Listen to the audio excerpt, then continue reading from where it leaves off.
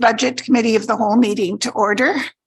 Apologizing for the late start. We were anticipating that the chair, the elected chair of the Budget Committee would be present with us virtually this evening.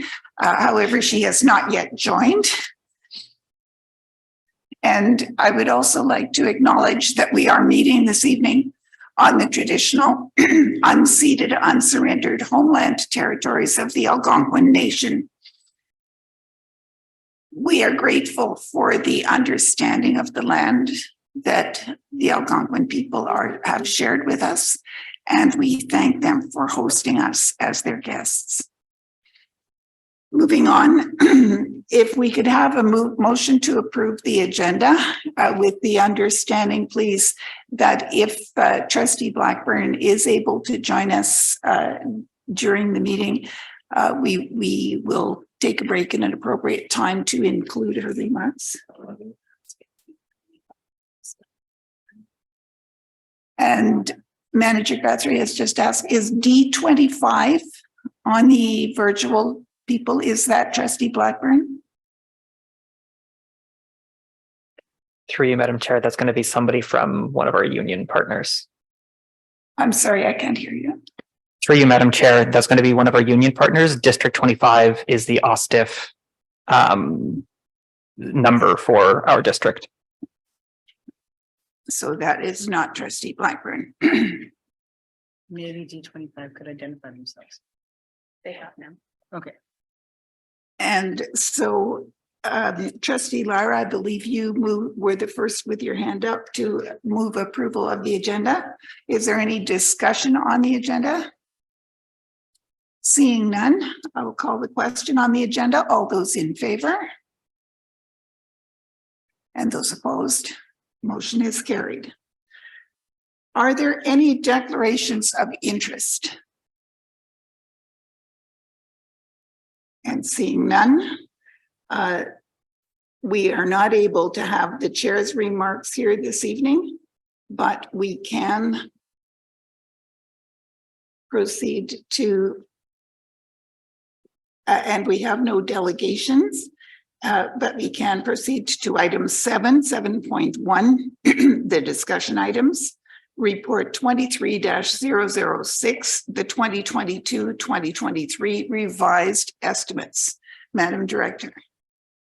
Thank you very much, Madam Chair.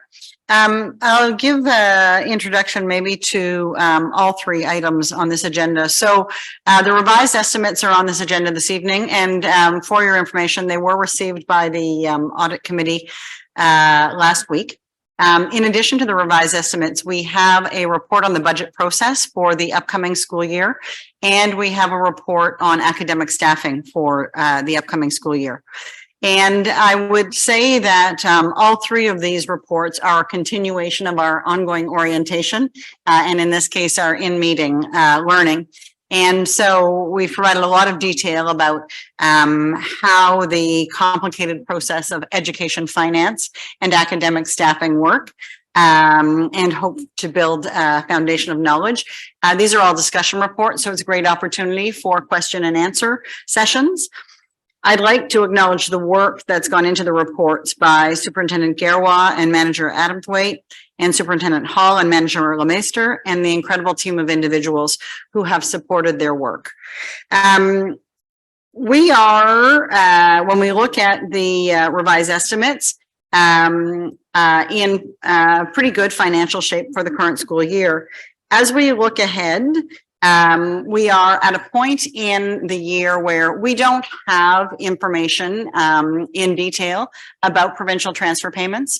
We don't have a memo that we normally get about what I'll call the special project funds or transfer payment agreements yet. Some years we have that by now, and we don't have the grants for student needs, and that's the really big piece of information that we need. And so as a result, we're doing our best to provide budget projections at a high level. And the revised estimates show us in good standing for this year. Looking forward to next year, we anticipate a budget shortfall. We start with a $9 million shortfall. And I say 9 million because we know that we funded the current year budget with 9 million from the accumulated surplus. So those funds are no longer available to us in the upcoming year. And so we need to find that $9 million. Then we anticipate some changes in transfer payments, increased compensation costs, a number of inflationary pressures, and changes in operating costs, which ends up with a projection of a budget shortfall in the range of $9 to $39 million. Now that's a preliminary estimate, but we wanted to come to you tonight to help make sure we had a shared understanding of what it is we're looking at as we go into the budget process. In the weeks ahead, we anticipate getting more information from the province and working through our own understanding and our own revenue and expense projections to get to a point where we are more able to forecast our budget projection for next year. So the academic staffing report that we have tonight is based on the status quo. When we come back next month, we will be making more specific recommendations for academic staffing. That will be the next step in our budget process.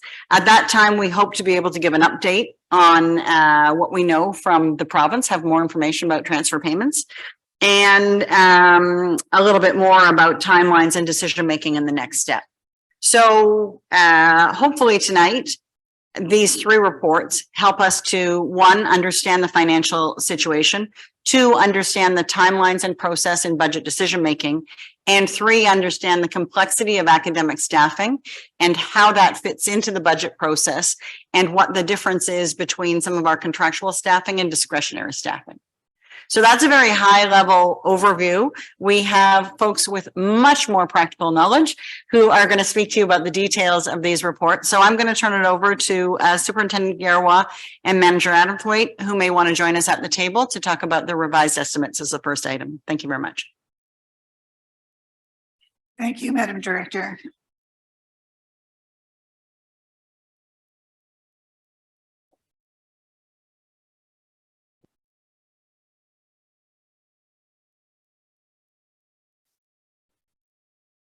Okay, the first report is the revised estimates, and we did present that at the audit committee on the 15th of February.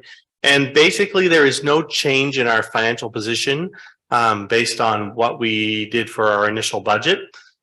We did get some growth in the revenues, but they were offset by reciprocal expenses to keep us in our current financial position.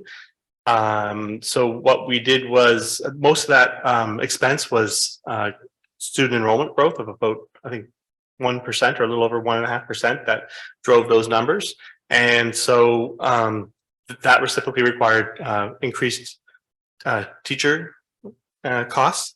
And we did allocate some of the additional revenue to offset some of the occasional teacher costs that we've been experiencing, because we know that has been a growing concern as part of our approach to make sure that we maintain the 1% deficit.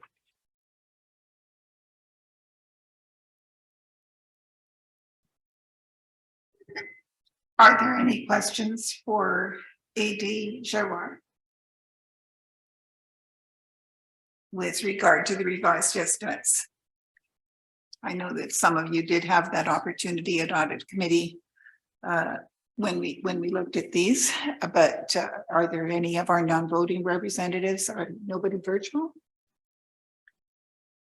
Moving on then, the next report that we have here is report 23-014, which is the 2023-2024 budget process. And I assume, Madam Director, that you would like AD Giroir to lead with that. Go ahead, please. Okay, I'm just going to grab the report then.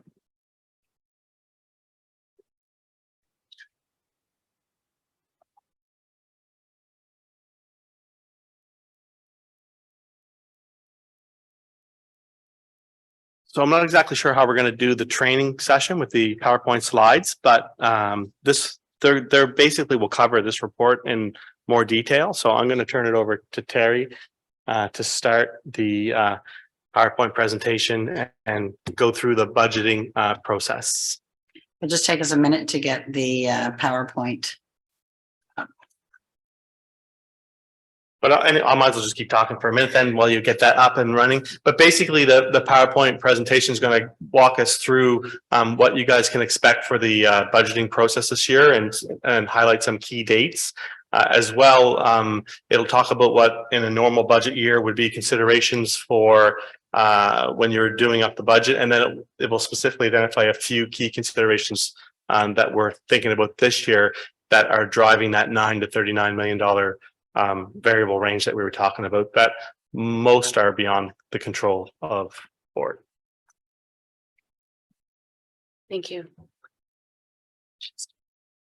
Through you, Madam Chair, if we could go to the first slide after this.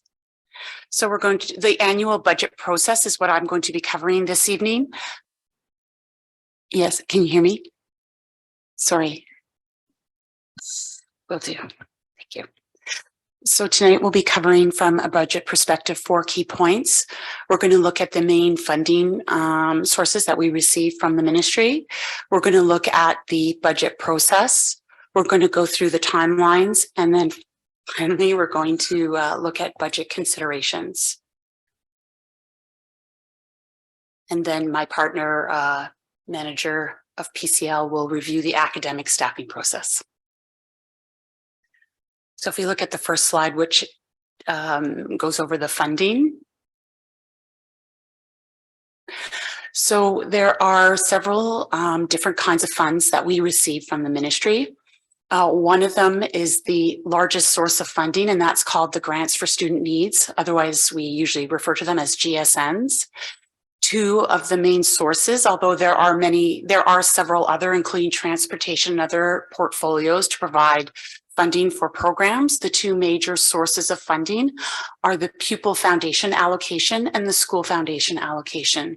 The Pupil Foundation allocation is based directly on the ADE, which is the individual enrollment of students, and School Foundation allocations provide us funds to run our schools and staff our schools. We receive a second source of funding that we refer to as envelope funding. They're funded by different formulas provided by the ministry, and those funds are allocated for specific programs. And if those funds are not completely utilized, they're held back and for the next year for that specific program. 2 of the larger envelope funding programs are the Special Education Program and the Indigenous Education Program. Then we receive several types of capital funding. Those capital funds are specifically for capital related projects, building of schools, purchasing of computers, and other what accountants would deem asset-based purchases. 2 funding models are the MTCA, which is the Minor Tangible Capital Asset Program, and Capital Priorities. Then we have, and it's covered by there, and I don't remember the full priorities and something funds, but they're called PPFs, excuse me, and those are specific programs for the ministry provides us funding for outside of the GSN portfolio, and they usually have specific timelines and specific reporting requirements, and they are for specific projects. Next slide, please.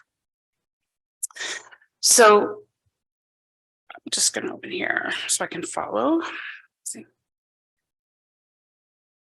So these are the dates, the important dates in the annual budget process.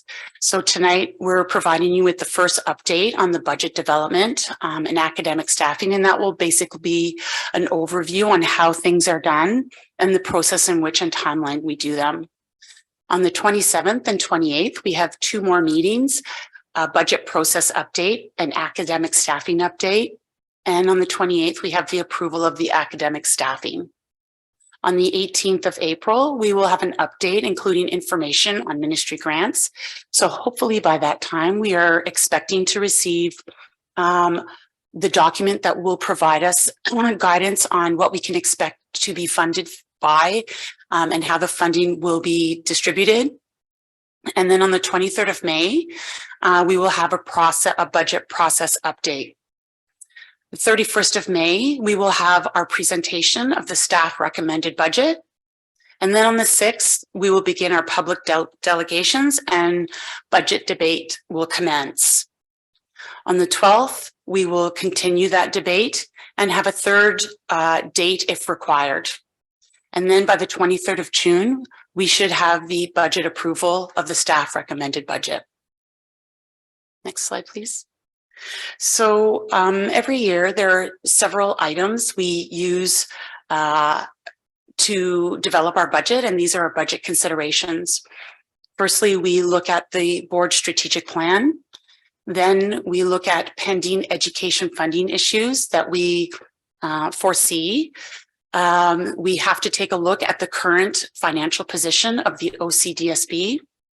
Enrollment is the main source of income for the school district, so we look at that. We also have discussions with departments and schools to determine what our future and current cost pressures are. And then we look at revenue generating and self-funded programs. Slide, please. And we're looking at specific considerations for this coming 23-24 budget season. And those considerations include the enrollment growth forecast. We are expected to have a growing enrollment at the school district. We are seeing savings in the average teacher cost due to several factors, including newer teachers coming to the school district. We are seeing increasing occasional teacher costs across the board, not just occasional teacher costs, other employee groups as well. We are experiencing the impact of inflation, as many other organizations are right now. We have not been given notification on any funding formula changes, but we are aware that is a consideration. We are in ongoing contracts negotiations provincially, and we also have to be aware of where we are with available surplus with the district. So that ends. Sorry, that ends the budget portion of the report. Thank you very much for that. Are there questions with regards to the actual budget process itself, as outlined in the report and in the PowerPoint presentation? Trustee Milburn. Thank you, Madam Chair, through you to staff. When can we expect, if May 31st is going to be the date that we're going to receive the budget at the committee of the whole, when can we expect to see it before, or is it just being presented to us right at that time?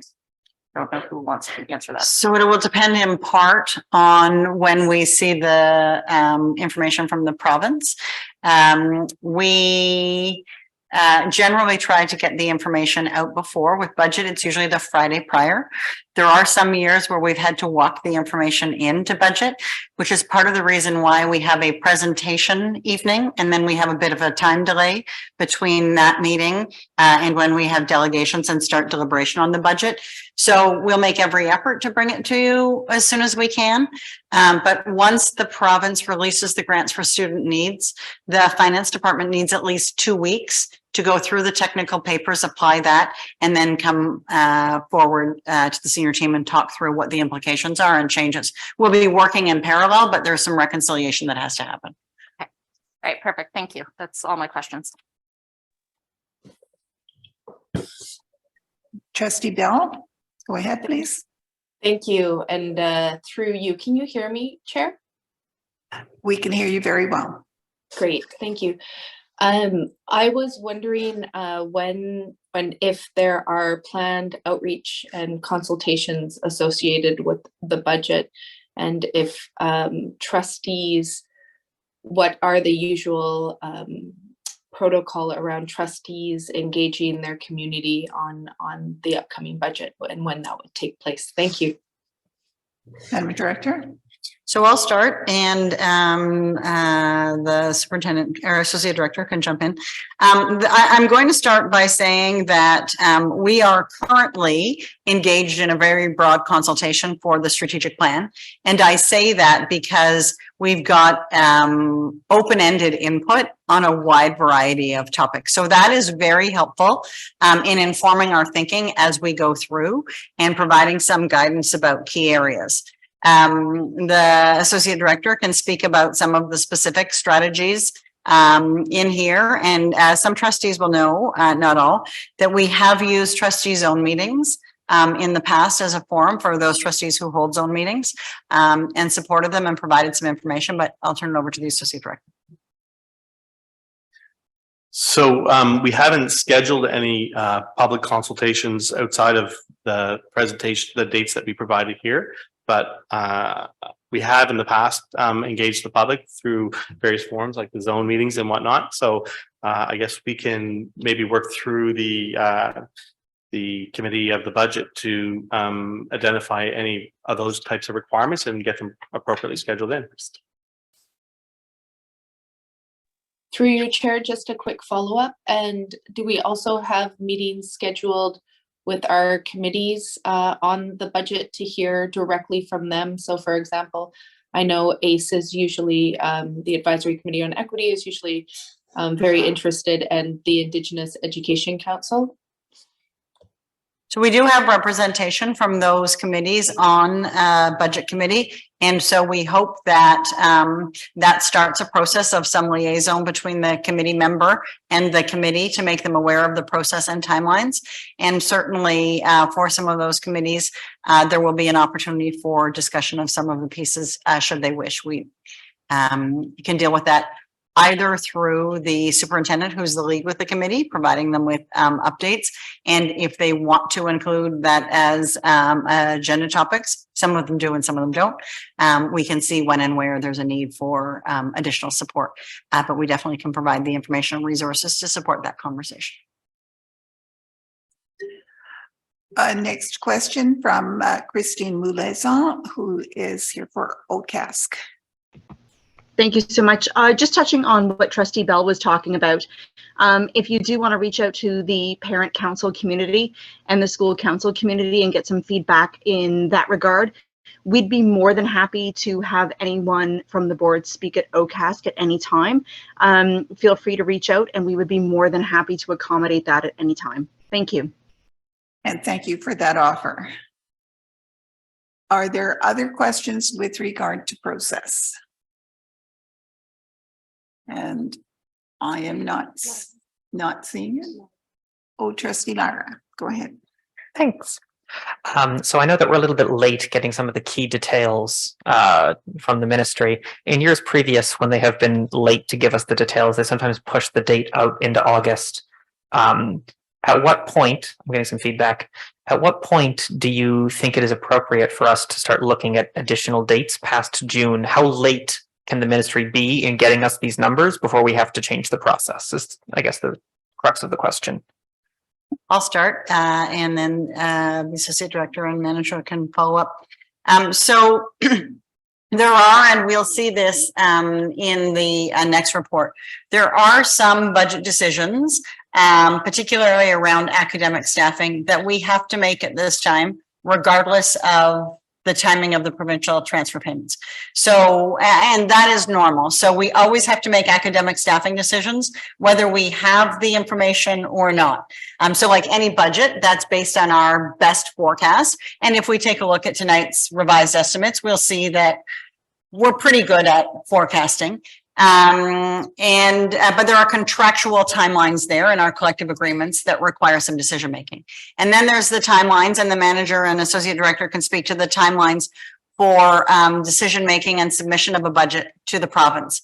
But in the past 18 years, I can only think of one time, I think, where we didn't have an approved budget by the 30th of June. And I'm looking at Executive Officer McCoy, and she's nodding the same recollection. Normally we have the information. It's just a matter of, building the pieces, but by June we have it. Where we suffer is that time where people are talking about consultation and engaging with people and explaining what the reality is versus the decision-making point. But maybe you can speak to what our requirements are to filing the budget with the ministry. Through you, Chair. So the 30th or the end of June is the current timeline defined by the ministry. And like you said, they can extend that if they are late providing us the information to do the budget work. They're not late yet putting out any of the technical papers. In fact, last year was an abnormal year in that they got them out so early. They have somewhat indicated to us that they already told us not to expect it as early as last year and maybe a little later than normal. So I don't think they're far behind where they had been in previous years.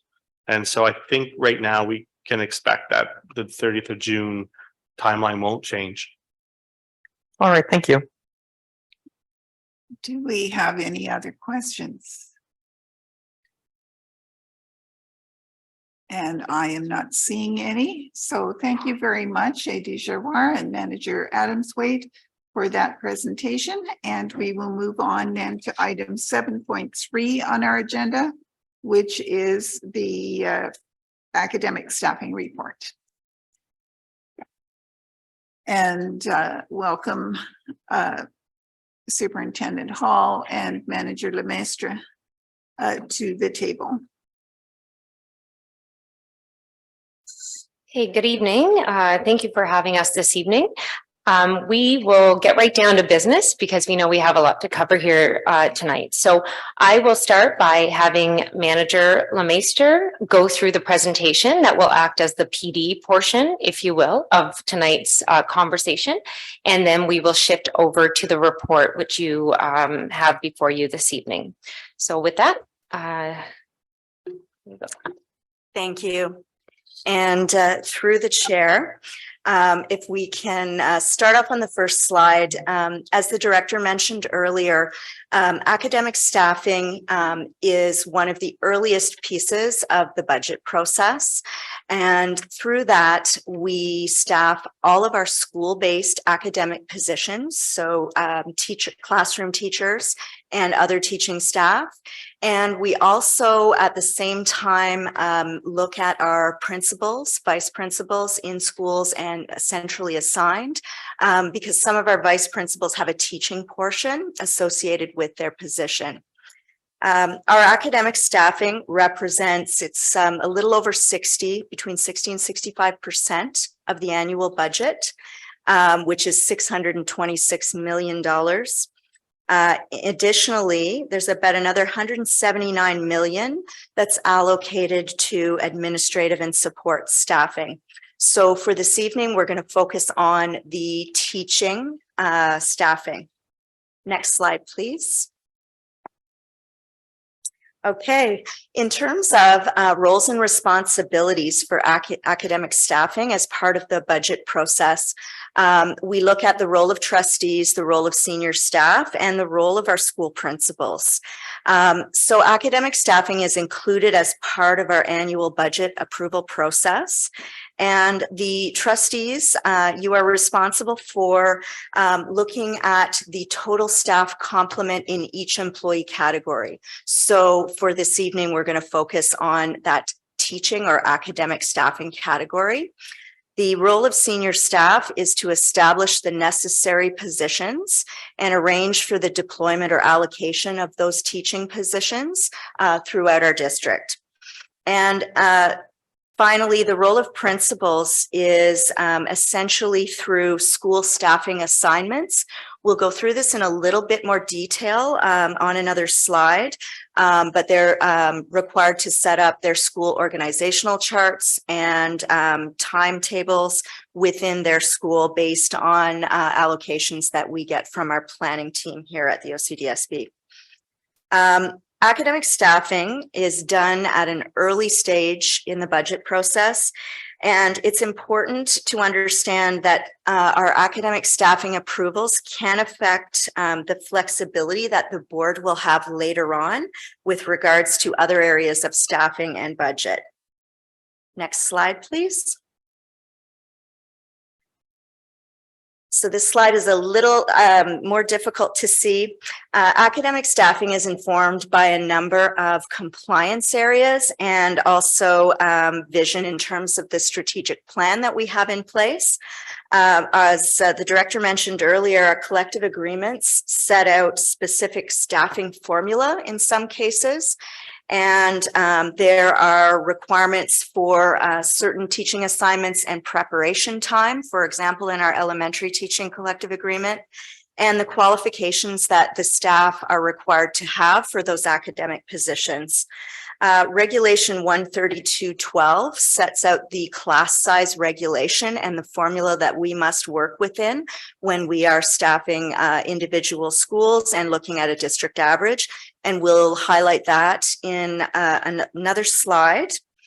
And in terms of policies and procedures for the district, very important, we referred to on the last slide as well, is policy P600 is our delegation of authority for human resources related staffing. And that sets out the responsibilities of the Board of Trustees and the responsibilities of the director or her designate. And also, some of you may be familiar with, we introduced in 2021, Policy 146, Equitable Recruitment, Hiring and Promotion. And that piece is what informs our actual hiring process when we post our teaching positions for transfer and placement at other schools in the district, and also posting the vacancies that result from those postings. And that policy and that procedure really focus on ensuring that we are reflecting the diversity of our school community with the staff that we are hiring in our schools. Next slide, please. This will just outline a little bit in sort of a visual for you. It gives you a sense of the breadth of the academic staffing supports that are part of our plan. And so on the left, in terms of school, it includes classroom teachers. We have other academic related positions like teacher librarians, English as a second language, and guidance teachers. We have system level supports on the right-hand side. We have a number of itinerant positions who provide direct supports to students. We also have instructional coaches who lead the implementation of new curriculum, and they support capacity building among their colleagues. And then, of course, our school leaders. Next slide, please. This slide illustrates the different school configurations that we have in the district. So going right from kindergarten to grade 3 all the way up to age 21 at our specialized sites. And we have a number of different school configurations and programs. All of those can impact our staffing allocations. So we have some grade 7 to 12 schools. We have some 9 to 12 schools that are semestered. We have some that are non-semestered, as well as a great number of specialized classes. And these provide valuable learning for students, but they do also create additional pressures for staffing that other districts don't have, where they don't have as many specialized classes in place. Next slide, please. So our timelines for academic staffing, we're going to go through in a lot more detail, but the timelines themselves in terms of making sure that we have teachers in place for September 1st for our students. They're set out in the ETFO and OSSTF collective agreements. The teacher allocations must be provided to schools by the beginning of April in order to meet these collective agreement timelines. And as a result of that, working backwards, we have to ensure that our academic staffing plan is approved no later than the end of March. And it is approved prior to the full budget being approved. So we will be bringing back a report for approval on March 28th. Next slide, please. This really outlines our staffing process for academic positions for both elementary and secondary. And in order to have our schools staffed for September, we work backwards and we start from the previous December. So staffing for next September, we started from December until now. Our planning team partners work on enrollment projections for the following school year. Their related collective agreement articles at the bottom and the dates associated with them. For this one, there is a deadline for March 10th for the secondary collective agreement. In February and March right now, so we are developing our academic staffing plan. We base that on enrollment and based on the priorities for the district. And that has an approval deadline of March 28th for the board. In April, we look at our allocation of approved teaching positions, and those are provided to schools at the beginning of April. The different deadlines in the collective agreement are April 5th for elementary and April 11th for secondary. In April and early May, the principals start to build their individual school organizations and identify surplus positions, if any. The deadline for elementary is April 27th and for secondary, April 24th, as per the collective agreements. In May, we conduct an internal transfer and placement process. So those are a number of job postings where current teachers may apply if they are looking to change their assignment or their school. The deadline for that posting and process is it's the week of May 10th for elementary, and it's the week for secondary, it's May 2nd until the end of the month, until June 4th. That results in a domino effect where there are several rounds of job postings resulting. And in June, we look at doing our external hiring in addition to the internal postings that we've been doing and any redundancy declarations by June 15th for elementary and June 5th for secondary. So the staffing process really begins the previous December and continues through June and into the fall. It's quite often we are still staffing positions the last week of August to ensure we have teachers in place for September. Next slide, please. So what does school level staffing involve?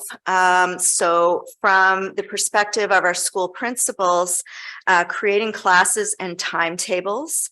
So once they receive their allocation, considerable work is required every year to complete their staffing for September. And this varies based on the size of the school, the number of classes or sections in secondary schools, whether we have single grades or whether we're combining grades into split classes, and what secondary course offerings are in place at that school. So they create teacher assignments. They have to keep in mind requirements such as preparation time in our elementary collective agreement, and some workload parameters as well. They identify any surplus teachers. And then we conduct, as I mentioned earlier, the internal transfer and placement process, keeping in mind our equitable hiring policy and procedure. And from there, filling any other permanent and long-term vacancies in accordance with the same hiring policy and procedure.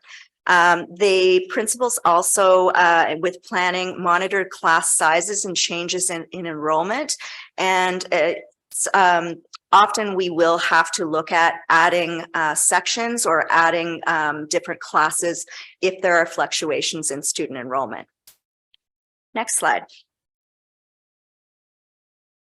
So staffing levels are determined based on a number of factors.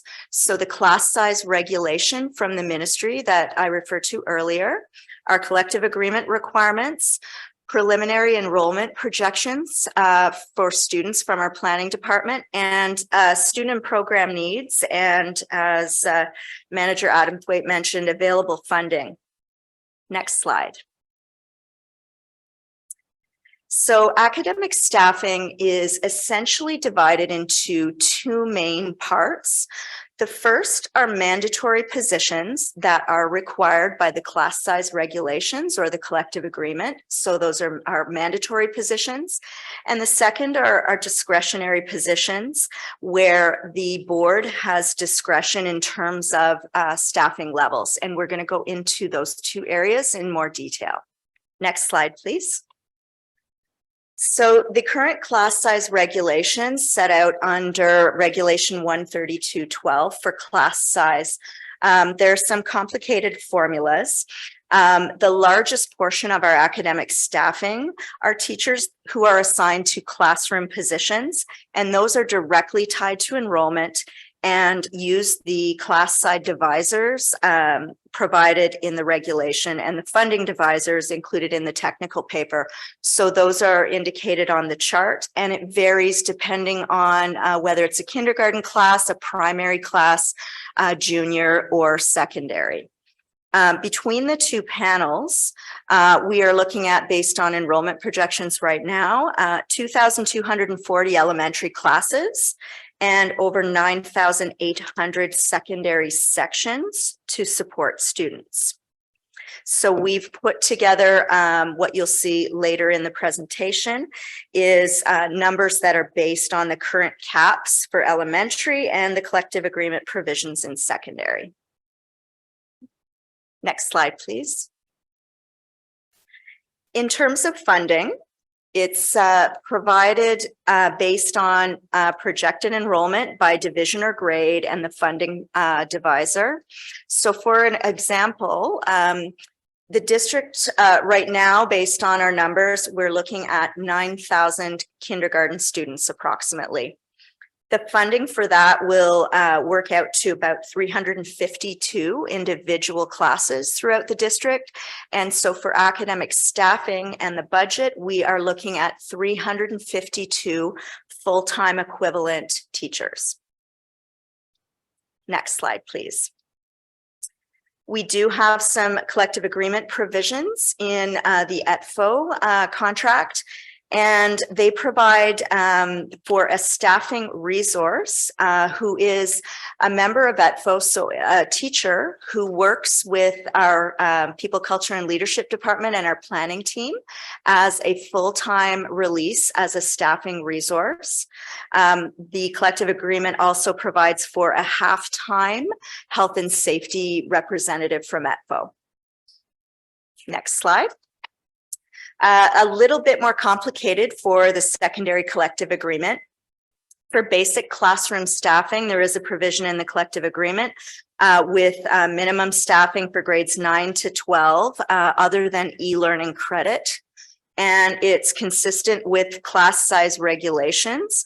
And in the absence of such regulations, it's 23 is the allocation. There's additional staffing in the collective agreement for guidance and the formula associated with that for learning support teachers and a teacher librarian, and also a staffing resource with a 2/3 release to work with our planning and people, culture, and leadership teams. Next slide. So some of the discretionary positions that we will be talking about are English as a second language teacher. So there's no funding formula or direct allocation tied to student enrollment for these positions. Special education positions are considered discretionary, and central positions such as coaches, Adult high school for age 21 and over students. There is some discretion as well in terms of how to deliver adult education. Right now we have 33.17 full-time equivalent staff allocated to those programs, and secondary program overlays, which we'll talk about in a later slide.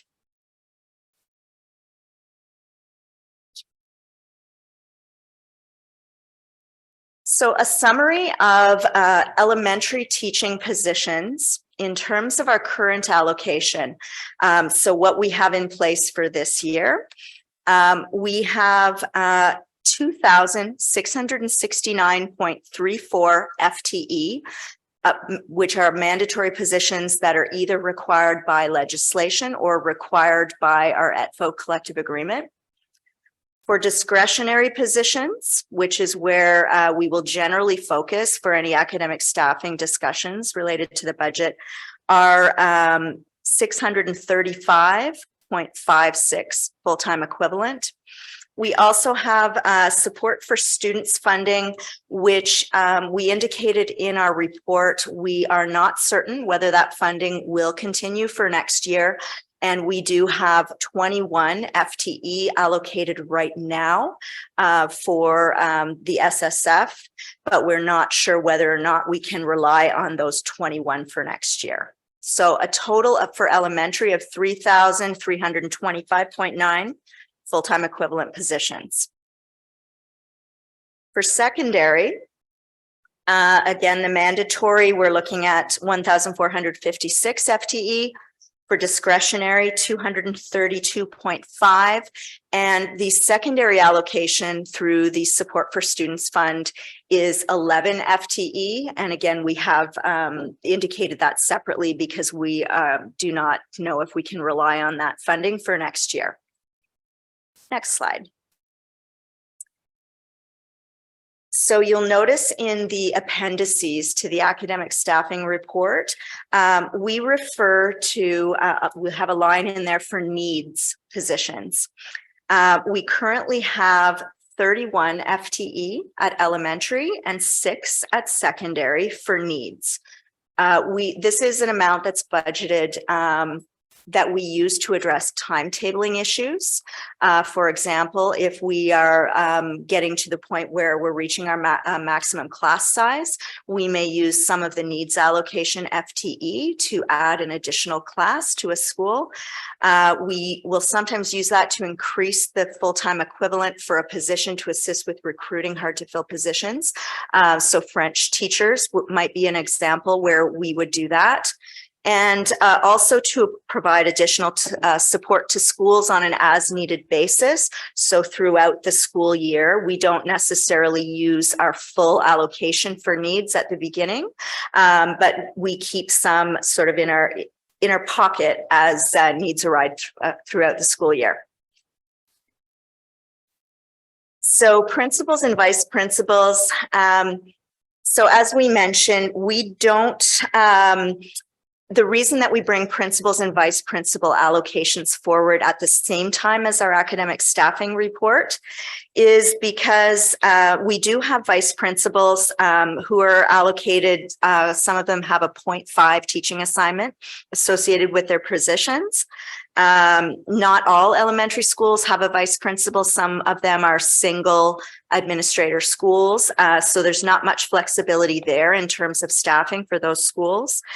And decisions related to allocating the number of vice principals is based on a number of factors. So we look at enrollment, we look at the number of special education programs in a particular school, the grade level configuration of that school, and we also look at the RAISE index, which is based on socioeconomics for certain schools in our district as well.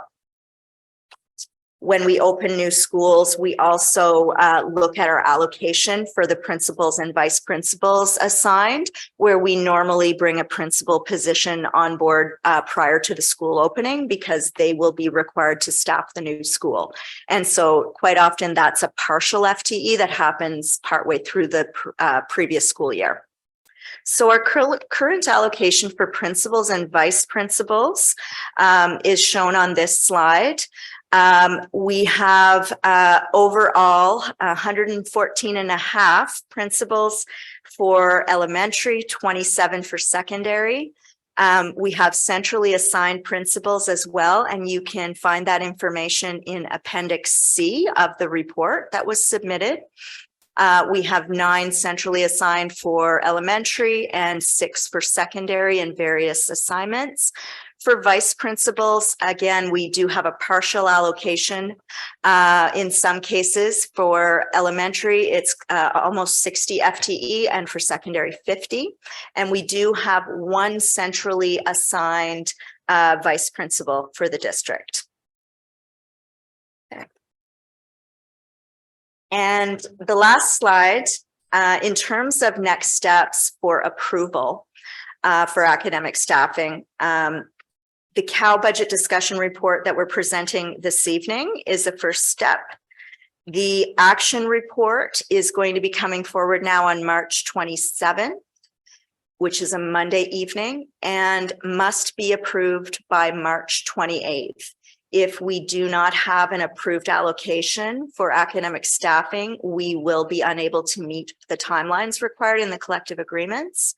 It definitely puts us at risk of not having schools staffed for September. So following board approval on the 28th of March, no changes can be made to the approved staffing levels other than adjustments made based on student enrollment projections or specific additional funding through a PPF. Thank you.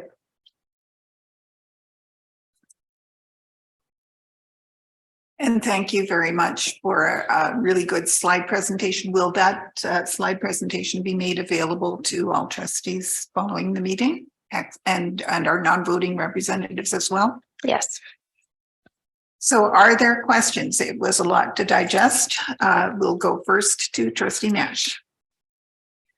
Thank you, Chair, and through you. And this perhaps is not at this time for a fulsome discussion, but the slide presentation alluded to that. The at risk, because at risk is also recruitment, because we know, and as your presentation alluded to, French teachers is certainly an area where historically and currently there's a shortage. Also, educational assistance. Obviously, I hear that from a number of my schools, and also ensuring that our educators represent our student body. So I'm asking, I guess, is there a plan that matches this budget of staffing in terms of recruitment plan? Thank you for that question. Through you, Chair. I guess that is what is critical in ensuring that we're, moving through this process for academic staffing as efficiently as we can with the best information that we can provide to the Board of Trustees when they're approving the staffing complement. And the sooner we're able to do that and to understand the staffing needs for our schools, the better we are to really address the recruitment needs, because we only start to really understand vacancies and those things once the staffing process begins, because as Manager Lemaister said, sometimes people apply for positions, creating vacancies in some sites, and then we need to be able to understand where those vacancies are, in what areas, to better be able to staff our schools. So in terms of the areas you mentioned, we go to great lengths to recruit. We understand the pressures. Our team is attending, career fairs, talking to different educational institutions, trying to partner in the community to really encourage people to apply for positions in our school district. And our work with equitable recruitment also is trying to reach people who may not typically be recruited for positions. So we try to take on every possible scenario and all avenues to be able to staff efficiently and appropriately.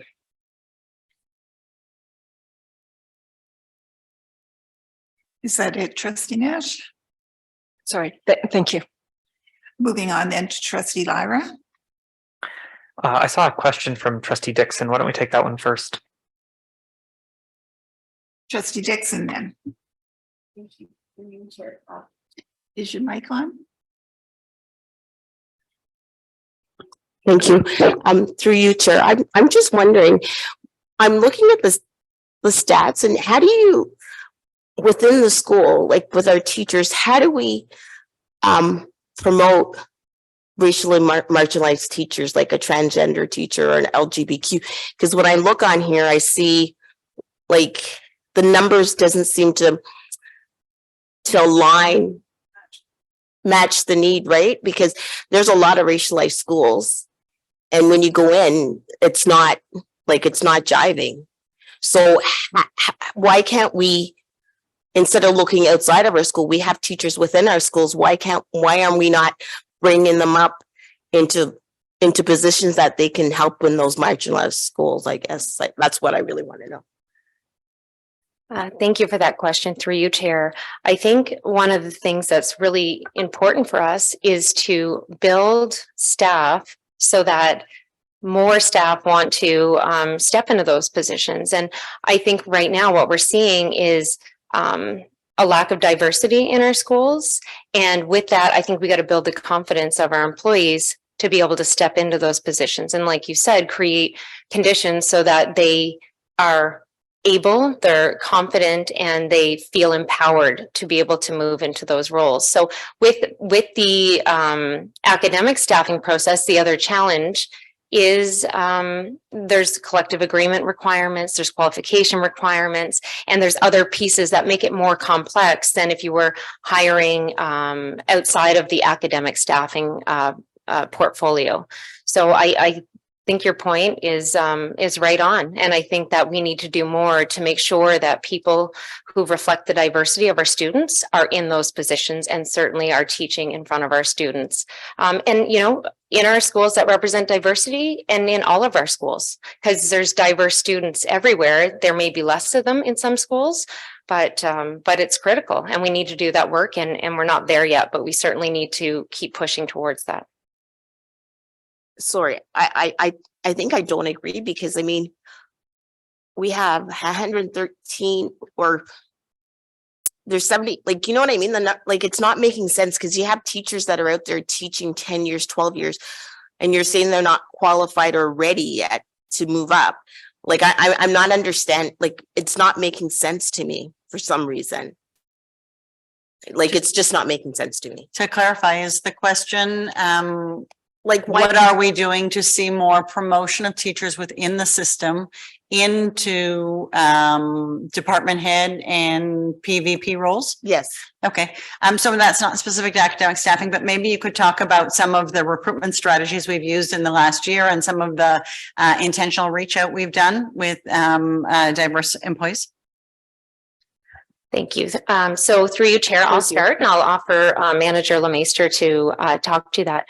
So as we know, the board has, passionately created a policy about equitable hiring and equitable recruitment, and the staff has undertaken the work to do a procedure and a draft framework so that we can really start to begin those targeted initiatives to encourage staff to, step forward when those leadership opportunities exist. In the past spring, so prior to the new board coming on, we had an Indigenous and racialized leadership program where we engaged people that we think would make excellent leaders, and allowed those opportunities through a conversation with our director. So we had 4 sessions, and we provided not just opportunities for those conversations and to have our current Indigenous and racialized leaders speak to the group to be able to answer those questions, but to also be able to walk beside those who, many of us have been in that position before and moved into leadership, because it's unique. It's not the same as everyone going into leadership, because it comes with unique challenges. And so that program offered us the opportunity to really encourage our leaders. But second to that, we offered mentorship. So anyone who is interested in also having a mentor to personally work with them to understand the steps and the process for them to take on those roles. And one of the things I can tell you, we don't have a lot of data out of that process, but I do know out of that group, at least 5 teachers who are now in leadership positions. And it could be more at this point because staffing is ongoing and promotion opportunities are ongoing. But that is one example of a leadership opportunity and support that we've provided in our school district. So it's still not making like a lot of sense to me, because I find that we have so many teachers, right? But it doesn't represent our student body. Do you know what I mean? And then let's go outside now. Like, where are we posting and looking for teachers that are marginalized to be able to recruit them into our school? Because obviously we're lacking in our recruitment and we're not hitting the right spots. You know, and this is not the first year, it's not the second year. I mean, this has been going on for years, you know, because if we look at the numbers, I mean, we have 113 Black teachers and there's 7,000 other teachers. So why are we not getting enough, and why aren't we recruiting in the right? You know, that's all I'm. Through you, Chair, I appreciate that point, and I think more absolutely needs to be done to address that, Trustee Dixon. And I think, you know, there's a couple of pieces. One, we need to have the positions and the support available, but also we have to have people wanting to step into those roles. And it's not always easy for people to make that decision, because with stepping into a role as an Indigenous or racialized leader comes with an extra set of challenges and an extra, you know, set of trauma or difficulty for them to take on that role. So in conversations I've had with people, I know those are some similar concerns. So I think there's 2 pieces that you're mentioning, the structural recruitment piece, but also having those, you know, as you said, 100+ staff wanting to pursue and step into those roles, because it ultimately has to be something they see themselves doing for their personal life, for their professional life, and something they want to take on. I will offer Manager Lemeister to add if she chooses. Thank you. Through you, Chair. Just for further explanation, in terms of opportunities for teaching and principals and vice principals, we do have several thousand occasional teachers or supply teachers that we have, and we've definitely stepped up in terms of recruiting to ensure that those folks who are our internal candidates for our teaching positions in most cases do reflect the diversity that we see throughout our district. So I'm not sure, but the number of the 113, when we did our identity and engagement survey for employees, it is based on how many folks actually responded to the survey. And so we know that we do have numbers that are significantly higher than that throughout the district. And we do, through that outreach that Superintendent Hall mentioned, we do encourage those folks to apply for leadership positions. Recently, the ministry rescinded Regulation 274, which was essentially seniority-based hiring for teachers. And with that, there was, that's where our equitable hiring policy and procedure flowed out of that, so that in terms of hiring decisions that we make throughout the district, we are not tied to seniority in terms of selecting candidates. We do look at qualifications. There are some that are required under regulation, and we also look at lived experience as well. And for particular schools, we can certainly look at candidates with a diverse background or identity, and where they wouldn't have had those opportunities in the past because of the seniority language, they now have those opportunities. Additionally, for our principal, vice principal selection process, for the last 5 years or so, we run 2 formal processes throughout the school year.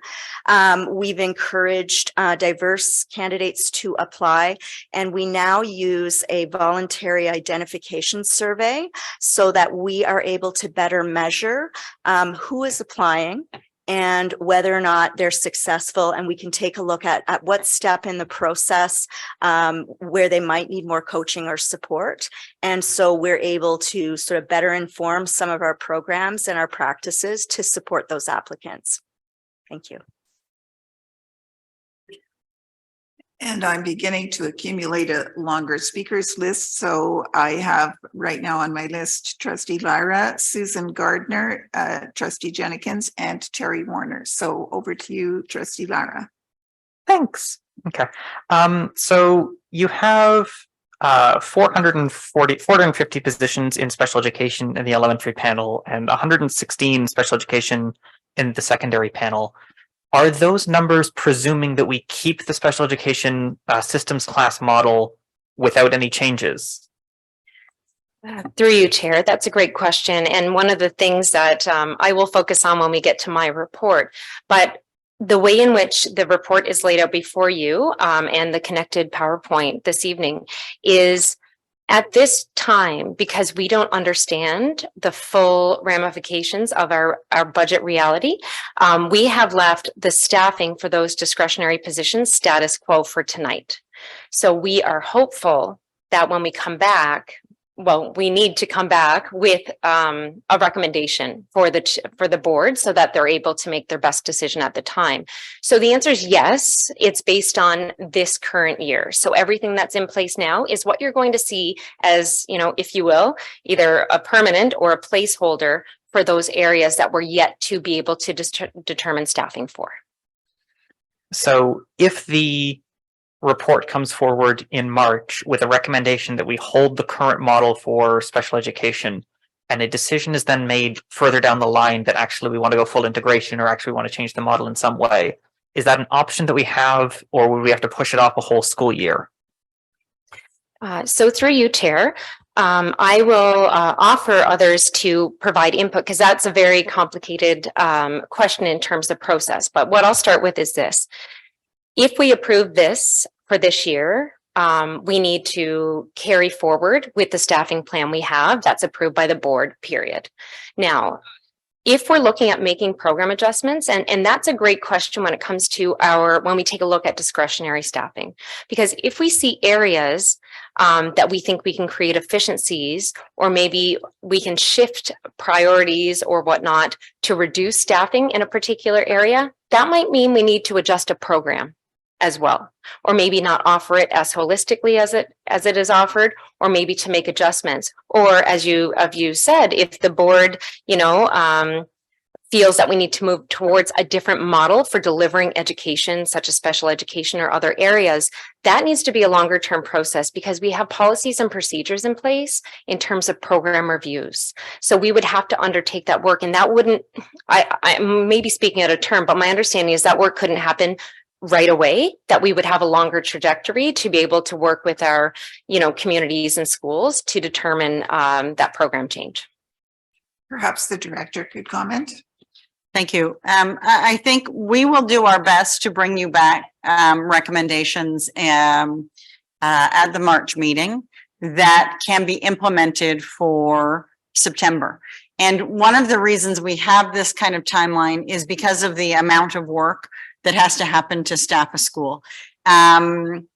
If we push off decisions until the budget process, and there are very few positions in academic staffing that we could do that with, we have to have an approved budget by the 30th of June. We have almost no time then to implement those changes. So any significant program change made in June, we don't have people in schools to do that work to get ready. And so we have to be really thoughtful about what recommendations we make in academic staffing when we come back next month.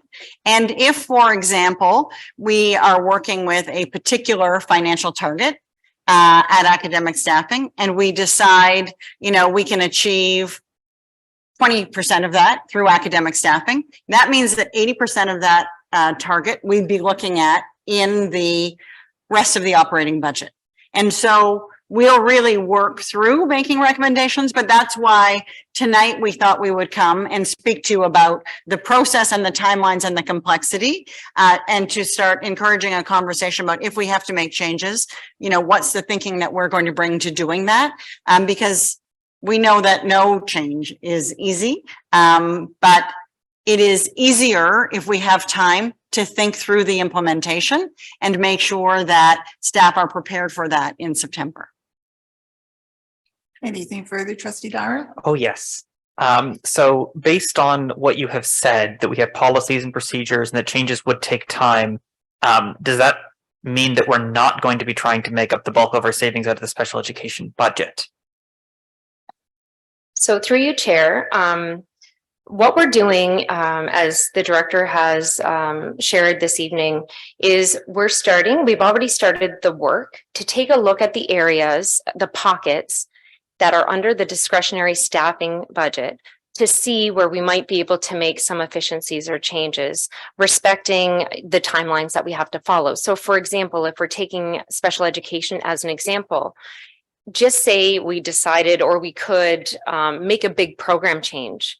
We have collective agreement requirements that we cannot surplus staff.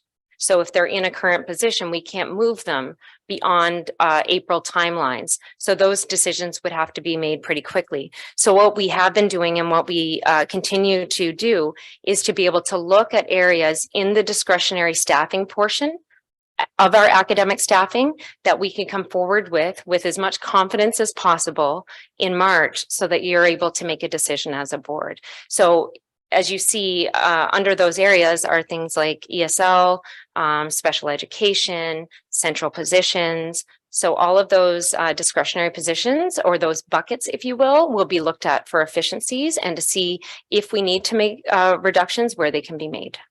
Okay. So one of the things that was mentioned was that there can be no changes to academic staffing after academic staffing has been certified or it's finalized. My understanding is that it was no reductions. Can I get a clarification? Certainly, through you, Chair, we can add positions. We cannot remove positions after those timelines. So as the manager has said already, if there's enrollment increases, then possibly we're adding more, or if we make any additions or changes to add to the teaching complement, that's fine.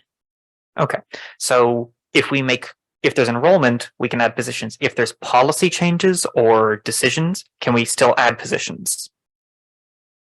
So through you, Chair, if there are other pieces that we're looking at, depending, some may require board approval or some may not.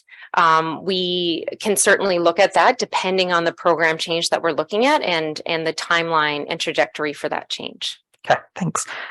Switching out of special education, I have some questions about virtual schools. So I didn't see a breakout for virtual schools in the staffing complement. Do we have those listed separately, or are they just lumped in and hiding?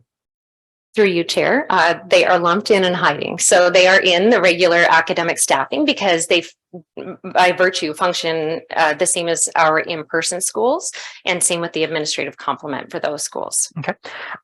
So you mentioned that the e-learning class regulations set it to 23, the secondary are set to 23 unless in e-learning. Do you have the e-learning numbers? Are they higher, lower, about the same?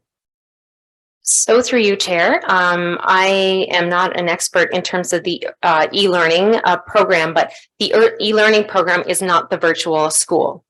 So it's separate. We run e-learning courses that are outside of the actual virtual school that we run. I may have conflated my questions a bit. There are sort of two questions in there. One of them is, are the numbers for e-learning higher, lower, or the same as the rest of the complement numbers for every given grade?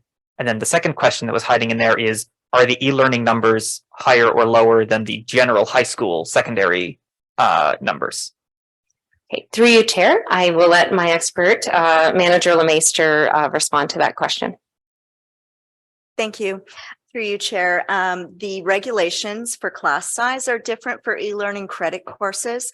And so those courses we can maximize the number of students in those classes. So it's generally higher than a regular course that we would offer through either our virtual or our bricks and mortar schools. Is there an upper limit or 135? Yeah. Okay. Thank you. 150? Like, I had no idea what the upper limit was. Thank you. So I did have a question about how we have lumped central positions into academic staffing.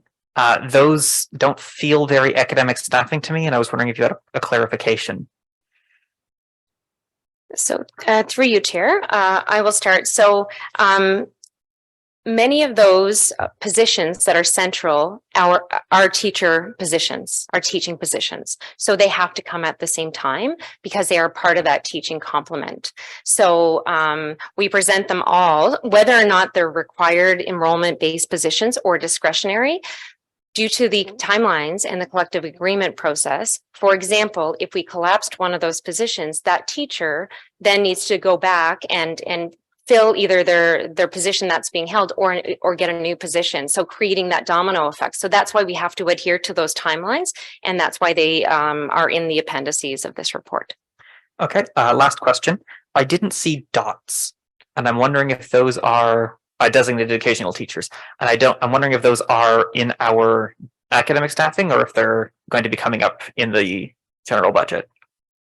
Through you, Chair, I'll ask Manager Lemaister to respond to that. Thank you. Through the chair, our DOT positions are not permanent teaching positions. So those positions are filled through our occasional teaching roster. We do pay them the daily rate that occasional teachers have in their collective agreement.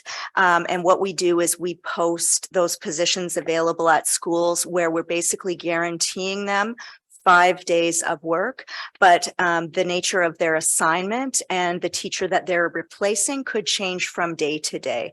Most often they do work in one school. Sometimes they are redeployed to another area school, but they're not part of our FTE that we budget for in academic staffing. Okay, thanks. Those were all of my questions. Thank you, Trustee Lyra. Moving on then to Susan Gardner. Thank you so much, Chair Scott. Through you to Superintendent Hall and Manager Lemaitre. I'm hearing a lot about efficiencies, which concerns me a lot. We know that there have been difficulties with regards to students being able to self-regulate for years now. There was structure in place that, through COVID, and I think students were managing at that time and educators were managing at that time as best they could. However, what we have seen since the pandemic is that students are quite dysregulated to the point where ETFO Provincial has put out a survey with regards to violence in classrooms. That word, I know, can be something that people find difficult, whether we call it aggression, whether we call it violence, whether we call it dysregulation. Students are looking for boundaries. Students are looking for structure. Students are looking for caring adults. It's too much for one educator in a classroom. We are looking for additional educational assistance. We are looking for teachers not to lose their prep time in order to have coverage when one of their colleagues falls ill. So I guess what I'm asking is, will the district be looking at requesting that this board write to the ministry and ask for more funding? I think it's so important, and I think we all have to work together to try and really make public education what it should be. Students and staff are in a really difficult place right now, and this is not where we need to be. So if there is, if the trustees would like to speak to that, but also I feel for Superintendent Hall and Manager Lemaitre trying to make the best of a very difficult situation. And I implore all of you to please do everything you can to request more funding from this government or to go over budget. Thank you. And I'll ask the director to respond. Thanks very much, and thanks for the question. Certainly share the concerns raised about making sure that we are resourced in a way that supports students and supports educators in the classroom. And as we go forward in this budget process, regardless of what our financial status is, we'll need to make decisions that do our best to protect those classroom learning environments. I think that advocacy is a key part of any budget strategy. And pleased that this board has already made a presentation to the Standing Committee on Finance and Economic Affairs to make known our concerns about education funding and the need for funding both in targeted areas and generally. And we will continue to do that work. And this evening, prior to the meeting, I did have a conversation with the chair, both about what that might look like from the trustee level, and the chair reiterated her concerns and commitments about political support for that, but also at the staff level, we have a number of channels of communication with the ministry, and we will be continuing that advocacy work as well. So certainly there may be others who want to add to it, but want to reassure you that we recognize the important role that advocacy plays, both as a board individually and through our respective channels and organizations and professional associations. And I can add that Trustee Jenkins and I, as our two members of the Board of Directors of the Provincial Public School Boards Association, have also been engaged in advocacy, and so are other people at that association engaged in advocacy around exactly these kinds of issues. Okay, thank you so much, Chair Scott. If I may ask another quick question. Yes, thank you. With regards, I think this will probably be through Director Giroux, please. Sorry, through you actually, Chair Scott, to Director Giroux. With regards to virtual learning, I know that I thank the previous trustee for asking the question about whether a virtual school would be continuing. My question is this still a stopgap measure, or is it actually a permanent school? Thank you. Madam Director. So it's a bit of a tricky question. What I will say is we've made the decision that we're going to have virtual school continue next year. But that's a decision that we will need to review as a district next year, and we'll need to review that in the context of ministry guidance for next year as well. But our plan at this point is to offer virtual learning, and applications for that. I was going to say are open now, have been open. I'm not sure that they're still open, but that has been communicated to the parent community. Thanks so much. Moving on then to Trustee Jenkins. Thank you, Chair. And thank you, Susan Gardner, for bringing forward that discussion on violence in the classroom. Vice Chair Bell at the beginning, one of our first meetings, asked each trustee what sort of things, priorities do we have? And one of them is, the well-being of our teachers. So I'm certainly hearing, in preparation for the strategy, the one-on-one conversations, violence in the classroom. So we need more support for our educators. We need more educational assistance to support the teachers in the classroom. So that is definitely a priority for me. And thank you, Chair Scott, for that as well. My other question, though, is, or I guess the first was a comment, but my question is, in terms of recruitment, we're hearing a lot, in other sectors, the healthcare sector, where the province doesn't recognize credentials. Is it difficult for the district in accepting potential applicants if their credentials don't exactly match? Are we able to support potential applicants from other provinces or even other outside of Canada? Is that something we look into? Through you, Chair. That's a great question, and I'll ask the manager to respond as well. But essentially, the challenge is those credentials and the requirements to hold certain positions. So where we can find opportunities for flexibility, we take them. But also, for example, to be a teacher, having an occasional teacher designation is required. So there are sometimes some situations where there are other avenues to be able to, offer employment for people who are coming outside of the province and whatnot. And as the managers mentioned, the removal of 274, that regulation, removed a barrier, if you will, to hiring. But there are still those collective agreement requirements, those legislative requirements due to being in the education sector that we still need to follow. If I can add to that through the chair, we do have certain circumstances where we can provide a temporary letter of approval for someone who might not meet all the qualifications for a position. So for example, French positions, we do pool hiring for our French positions, and we do testing, French language testing internally as well. There is an Ontario College of Teachers qualification for French as a second language. Not all of our French teachers will necessarily have completed that in terms of qualifications, but we do test their French language skills. And if their French speaking ability, it meets our requirements, then we can look at making some changes there. We do have other situations in secondary schools where we have some hard to fill positions in tech, for example, where we will look at temporary letters as well.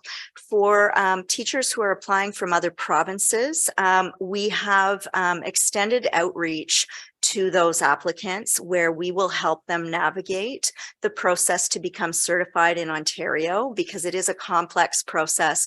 And we have had regular contact with the OCT because there was a huge backlog for those folks who had just graduated from Teachers College, and they were ready to start work but hadn't received their certification yet. And also from those who were applying from another province or another country. And that's really important in terms of us making sure that we have diverse candidates who often are not within Ontario. So we do help them navigate that process, and we do partner with the OCT to try and get that to happen quickly. Thank you. That's it. And next we have Terry Warner from SEAC, followed by Stephanie Kirkby, Christine Moulazon, and Trustee Bell. So Terry, are you there?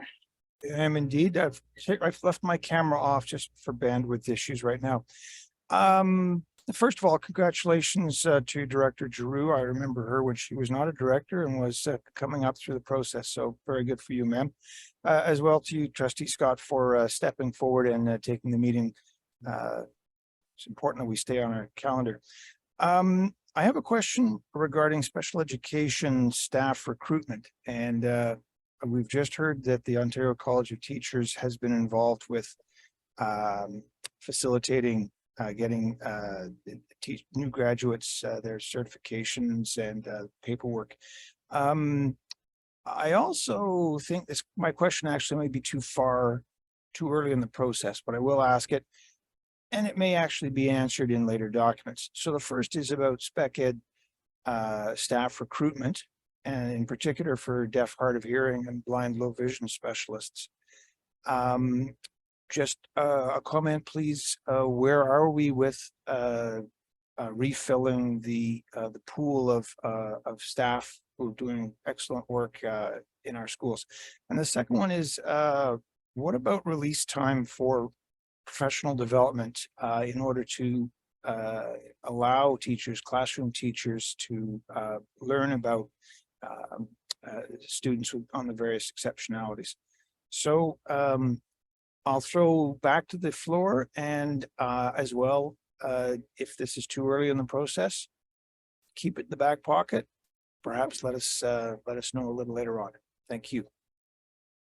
Well, we're lucky we have some expertise here, because we have, in addition to Superintendent Hall and Ms. Lemaistre, we also have had Superintendent Simmons just join us. So whichever is going to take this one. Let's make his time here with us worthwhile. Thank you very much for the question, Terry, and Madam Chair, through you. have challenges staffing for deaf, hard of hearing itinerant teachers and itinerant teachers for students with blind, low vision needs. We are having some retirements that we have some challenges in filling after people go on. We do have partnerships, and thanks to the great work with people, culture, and leadership, some partnerships with some of the schools where there is specific post-secondary training for candidates to come our way. But I don't want to sugarcoat it. It is absolutely a challenge for us to find such highly specialized people to work in those roles. While not germane to this report in particular, we do struggle staffing for interpreter positions to support staff, to support students rather. And that is an ongoing challenge that we face, and trying to find different ways to ensure that students have access to the interpretation services that they need in order to access curriculum. Your other question, which was around providing professional learning opportunities for teaching staff, academic staff, we are able to provide some professional learning opportunities, but we do experience challenges when it's difficult to find occasional teachers at the school level to replace those staff in order to attend any of the events that we have structured or that we have put in place for professional learning centrally. So our model has kind of shifted in the last little while to try to be more of a coaching model where central learning support services staff try to get out and work directly with educators in classrooms, a lot of modeling, a lot of coaching, that kind of thing, rather than what it was a few years ago or several years ago now, where we would bring 100 teachers into the cafeteria at Confed and engage in professional learning. So it is much more precise and more personalized now, but it is a challenge to get to the same numbers that we were able to get to before with some of the realities that are faced by schools in replacing staff.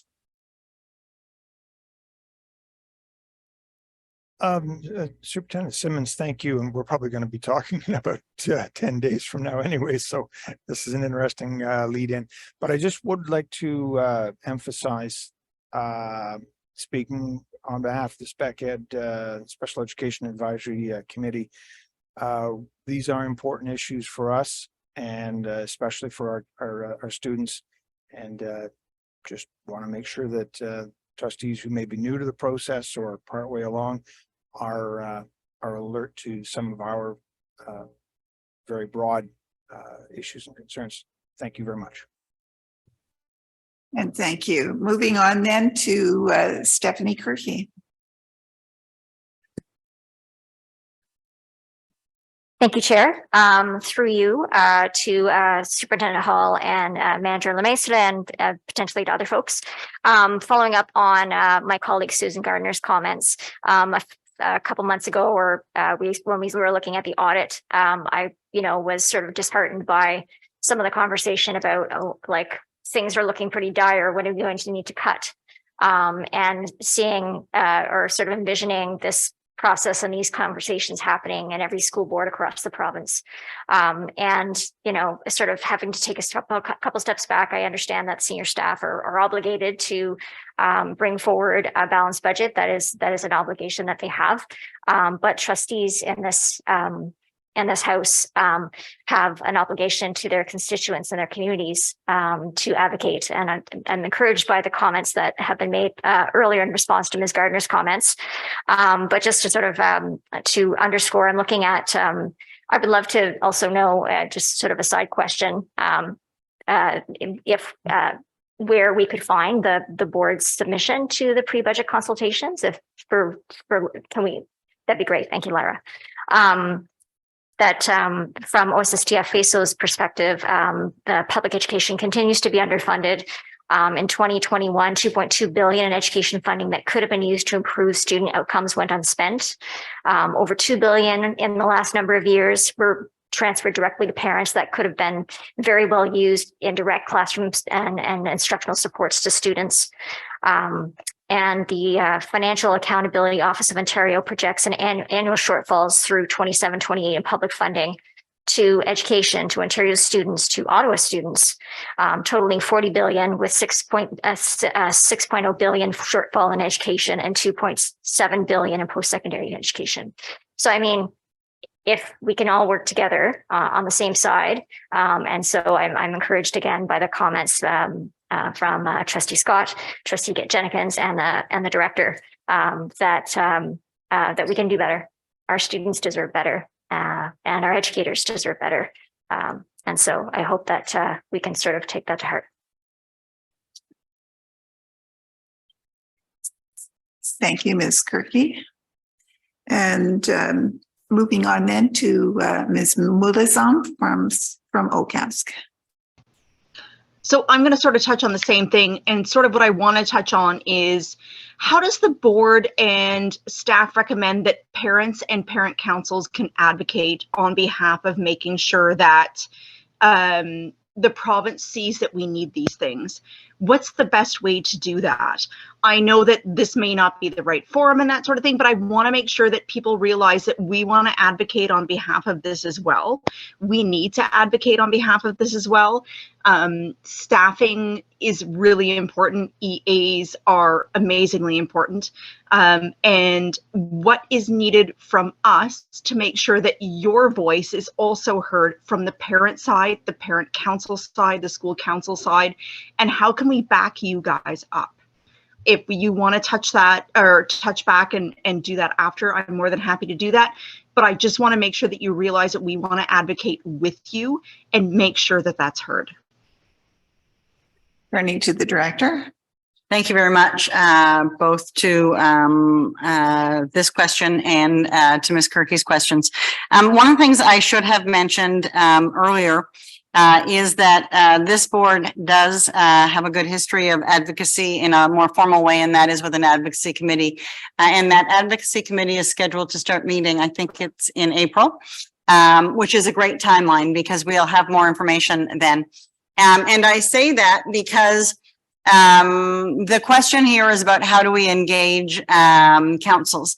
And so one of the good things about tonight's reports are that they provide a good overview of the process, because it is a complex process and lots of people think it's easy to add here, there, or everywhere, or take away, or why do we do this? So having an understanding of how it works is useful. And also, and we can share, I think the document that we prepared for the Standing Committee on Finance and Economic Affairs can be made available. The biggest opportunity, of course, to advocate is with the province. So making sure that, you know, your MPP understands your perspective. We can think a little bit about, are there other ways to inform or advance? And there was a question earlier about consultation around budgets and whether or not, you know, we could support that by a quick budget fact sheet once we have more information. Generally speaking, we know that people get more interested in big picture issues like budget when they start to understand the impact of it. And so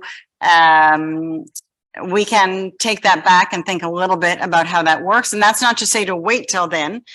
There's some time right now to be talking with school councils, and we can think about our school council newsletter, and OCASC can think about their communications and helping to do that sort of one-on-one and the importance of building awareness. The other piece I think is we don't have to invent all of these documents.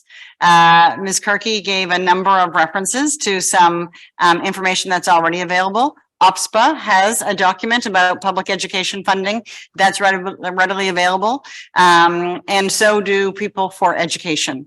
And so looking at some of those existing tools and formal opportunities and making sure that there's some coordination or follow-up there can sometimes be more effective than starting a whole other layer or campaign, so that there's some consistency in messaging. So there's a few strategies there that hopefully are helpful, and we can do some thinking on additional opportunities. Thank you so much, Madam Chair, and thank you, Madam Director. And thank you for the question. Moving on then to Trustee Bell and then Trustee Lara.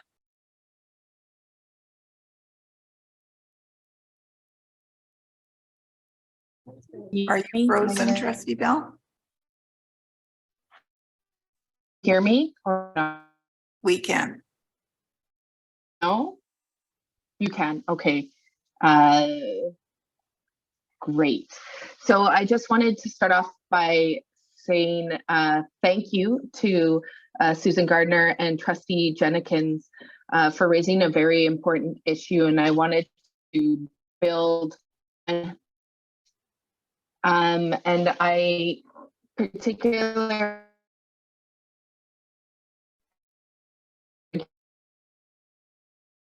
Your audio is breaking up, Trustee Bell. And we are mostly not hearing you. Perhaps we can come back to you in a little bit and hope that your connection improves in the meantime.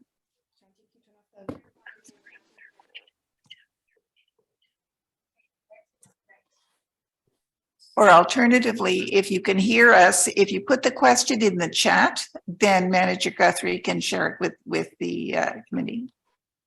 I have a few questions. Can you hear me clearly now? We can. Great. Okay, so again, this is with regard to what we've heard about dysregulated behavior / violence and how that is a strain in the classroom and impacting education. I'm hopeful that the staff can develop. Previously in other budget cycles that I've been through, there's been a Q&A document. And so I was going to ask for a memo, but I'll also ask if there could be a Q&A that speaks to the type of staffing solutions we would need to look at that would support this situation that we're facing in the classroom. That would very much be appreciated. That's my first question. And then the second is with regard to mental health, which is also related to the latter question. What is the staffing that we're looking at right now that supports, that directly supports the mental health and well-being in the schools? And do we have a sense of the additional needs with regard to mental health? And I have one more question, but let's start with those two. Thank you for the questions. I believe that the mental health in schools, the supports is perhaps not related to the academic staffing, but I'll let the director start in terms of the graphic, and then we will move on to Superintendent Hall on the other issues. So on the issue of a Q&A document for the benefit of all members of the committee, we have historically operated during the budget process with a Q&A document. So you can provide your budget questions to us and we keep a running document and we provide answers so that all trustees can see all the questions and all the answers. And so that's something we will continue to build over the course of the budget process. And so I guess what we would ask of you is to be forward thinking on some of that, and also appreciate that sometimes we get into a lot of specific and very complex questions. We can't answer all of them without understanding all of the variables. So, but we do our best to keep that moving. On the question around dysregulated behavior, I think the question was around what kind of staffing supports dysregulated behavior are in place. And there's quite a bit of work we've been doing to support that and a growing need. And we might have Superintendent Simmons come back and talk a little bit about that. And then on the issue of mental health, Superintendent Simmons might also speak to mental health strategies. We know that the mental health needs of youth in our community are very high. We know that there's some data coming out that will speak to that. And we know that there's a growing expectation for us to address that need. And one of the things that I think we are going to have to be thoughtful about, and we've talked a little bit about advocacy tonight, is making sure that we are as a community responding to the mental health needs for youth. There are service delivery problems and challenges for a number of our community partners. And we have some challenges in terms of staffing within our current need. We have to take care that we are working and advocating for funding to address mental health needs in all of the places that need to be funded. And that's not exclusive to education. We can't be the service provider for all things, but we definitely have some service provision inside our schools, and understanding and differentiating those will be really important. So I'll pause there and invite the superintendent to speak to both dysregulated behavior and mental health strategies. Thank you, Director, and Madam Chair, through you. When you're asking questions around supporting students exhibiting stress behaviors and dysregulation in classrooms, we do have a variety of support. Some of them are part of the academic staffing. So we do have social emotional learning teachers, or CELTs as we call them, who are in supporting strategy development and programming and planning, trying to understand the function of the behavior and building capacity with educators in meeting the needs of those students. They work alongside learning support consultants who are often in classrooms, observing students and trying to support students being able to more effectively manage the demands of their environment. And we also have a variety of supports outside of the academic staffing report. I'm not sure how much detail to go into here, but our itinerant educational assistants, or IEAs, are often supporting those kinds of things. ASD team with a host of EAs as part of that team as well. And all of these are supported by multidisciplinary teams. So every school has access to a psychologist, social worker, speech and language pathologists, a learning support consultant, who all come together to talk about those situations that might be a little bit more elevated.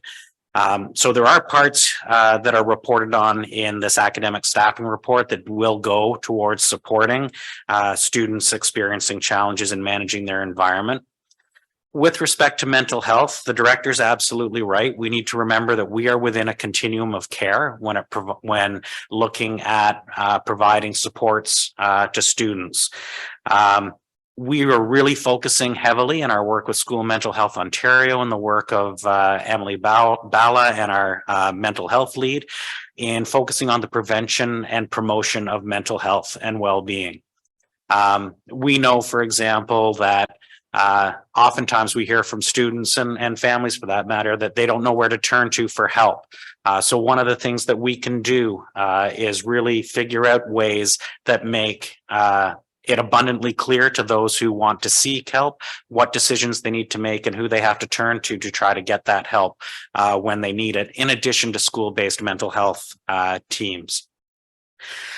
We are seeing an increase in the numbers of students and families exhibiting challenges with respect to mental health and well-being. And part of that is because the wait times are longer for community agencies. So when the director talks about needing to advocate for all areas of this continuum of care, she's absolutely right. We don't have the capacity, nor is it our role, to get into long-term mental health supports for students, but we are absolutely critical in early identification, intervening as we can as a school-based mental health team, but also referring to community-based supports so that students are able to access the support that they need. I think I've addressed the question. Happy to take any follow-up.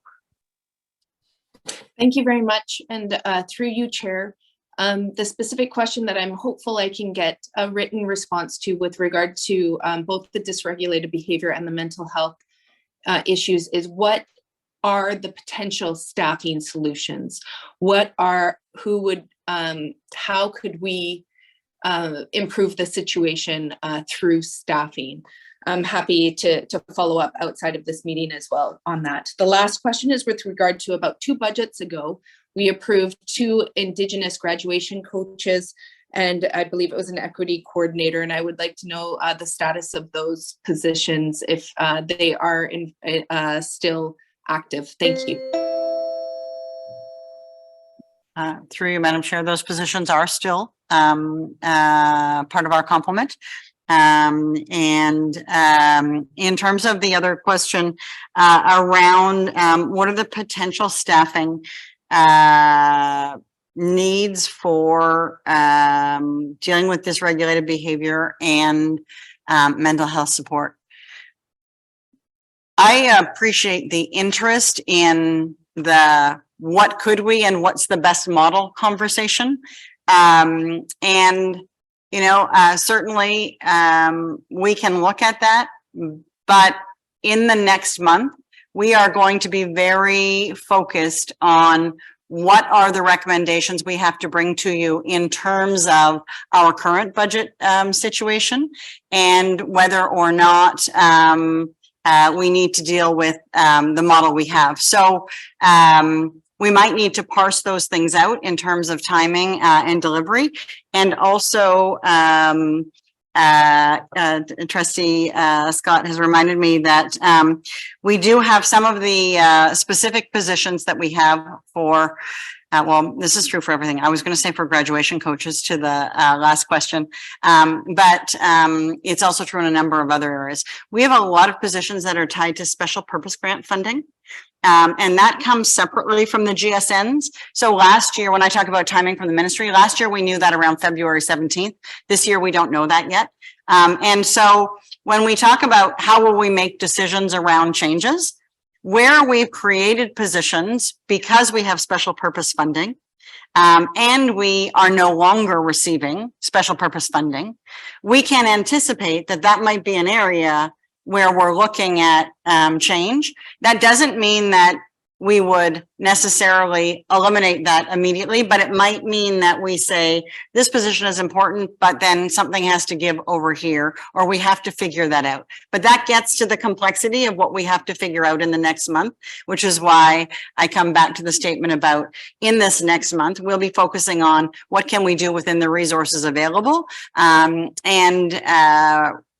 in some other conversations, we might be looking at, you know, what are some increased needs or service options in terms of ongoing or adding or building support or capacity. I hope that provides some clarification. Thank you. It does, and through you, Chair, just a point of order. It looks as though my camera has been disabled by the host. Thank you. And thank you for that. And I'm sure we can fix the camera disable business.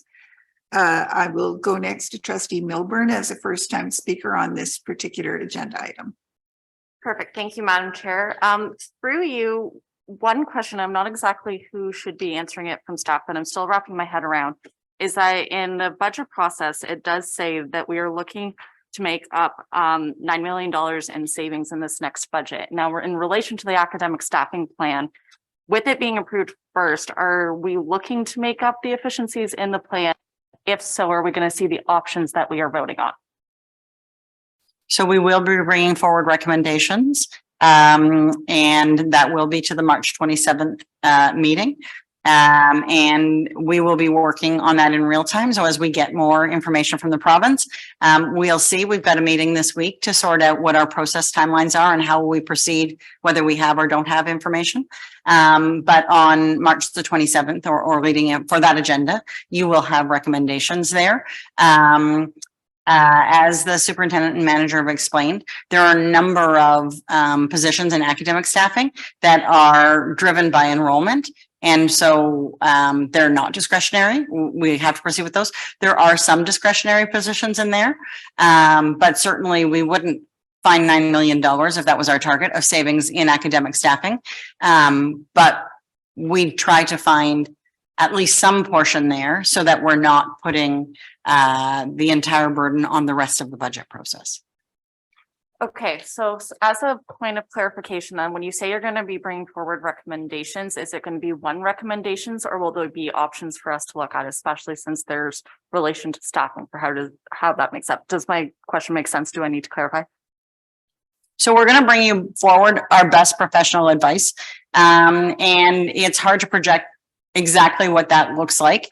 I don't think it's going to be, you can take this series of things or this series of things. It's more likely to say, if we want to get to target X, we would reduce this amount in academic staffing. If we want to get to a higher threshold, it would look like this or the inverse.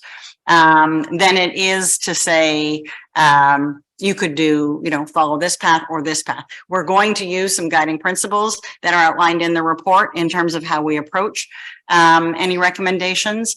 And we've really been talking a lot about, making sure that we understand the business case of what we're doing and trying to be as clear about that and consistent in sharing that information as we can. Okay, perfect. Thank you, Madam Chair. That's all my questions. And back to Trustee Lara. Thank you. I heard a couple of questions from around the table. I've had a number of conversations with Randy and Terry about the budget process and what it could look like this year.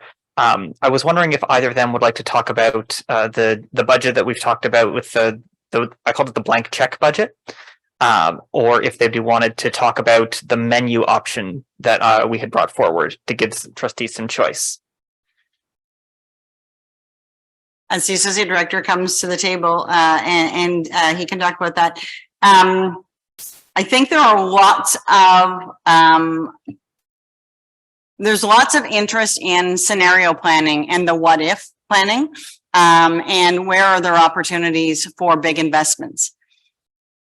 When we come back with recommendations, we're going to be talking about where we're protecting investments. So what we're prioritizing, and we can expect that to be prioritizing classrooms and frontline services and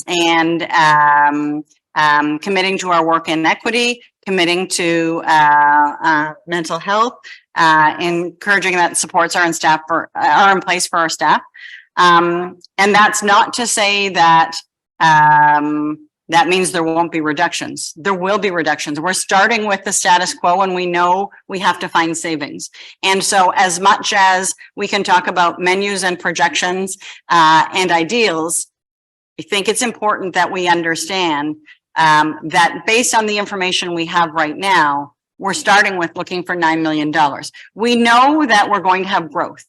And so that's awesome because growth might offset that. So, yeah, in the best case scenario, we'll come back and we'll say, we're projecting growth at this rate.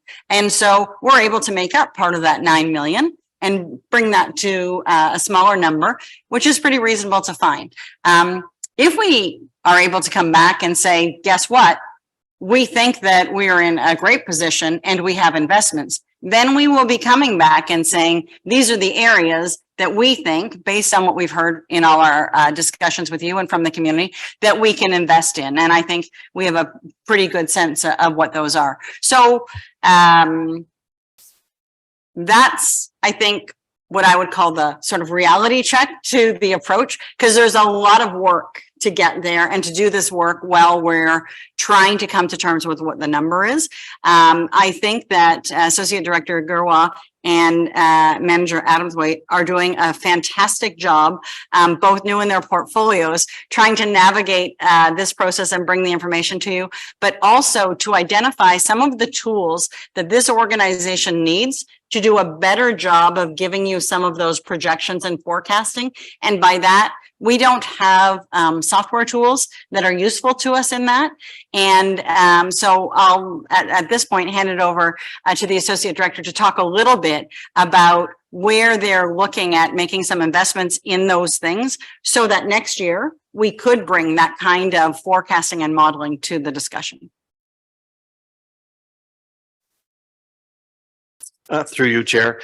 So like the Director had mentioned, we are in the final stages of releasing an RFP for a tool that would provide us the flexibility to do some more scenario planning. We did talk about buckets, and I do think that when we present a budget to you, we will be able to clearly identify any areas where we're making any reductions and what those reductions might be that we're recommending. As far as a menu options, that's a tougher, I think, as we work through the budget process, we can see what we can make available as far as buckets based on your requests. As we talk through the areas that you'd like to try to make investments in. But the harder part now, as we have had multiple discussions as senior staff about how we're going to move the current year budget or this budget through the next couple months, is where are the areas that we can, look at for not efficiencies, but, pausing certain programs or just try to get us through a couple of years until the funding might catch up to allowing us to deliver the program that we'd like to deliver in all the areas that we'd like to deliver it in. And kind of muddying the waters at this time with the senior staff team about the kind of blank check budget is hard because you're kind of teasing them to say, well, give me a budget, your blank check budget. Oh, and by the way, please cut, give me your bottom 20%. Like it's hard. I think we're having a hard time right now just getting the budget together. But I think that the blank check budget, we could probably do better after we get the hard work done on this budget. So I see the blank check budget as a very key part of advocacy. It's us being able to say, this is the tangible amount that we are being underfunded to meet the needs of our students, to meet the professional development needs that we have, to meet all of our obligations.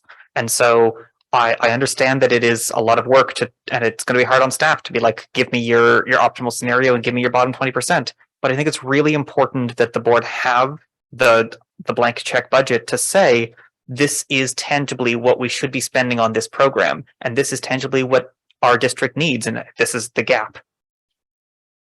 So I think I hear you, and that's where I think the forecasting software will be hugely helpful because then we could look at it. But I think the a challenge of that is in a sort of model budget, we're going to make some, or we're going to have to make some assumptions. And so, as an example, we currently spend in excess of our special education envelope. We could spend an infinite amount in excess on our special education envelope, and we could serve students very well. And so the question becomes, if we're doing a model budget, how do we establish some parameters on that get us to it's enough?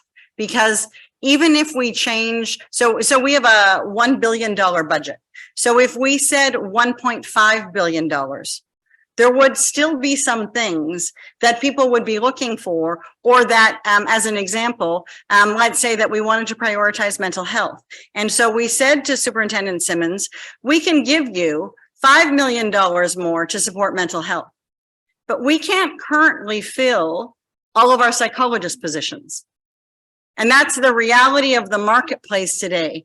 So what we can put out as a model budget isn't necessarily what we can achieve in practice. And it's not hard work. It's a significant amount of work in the abstract.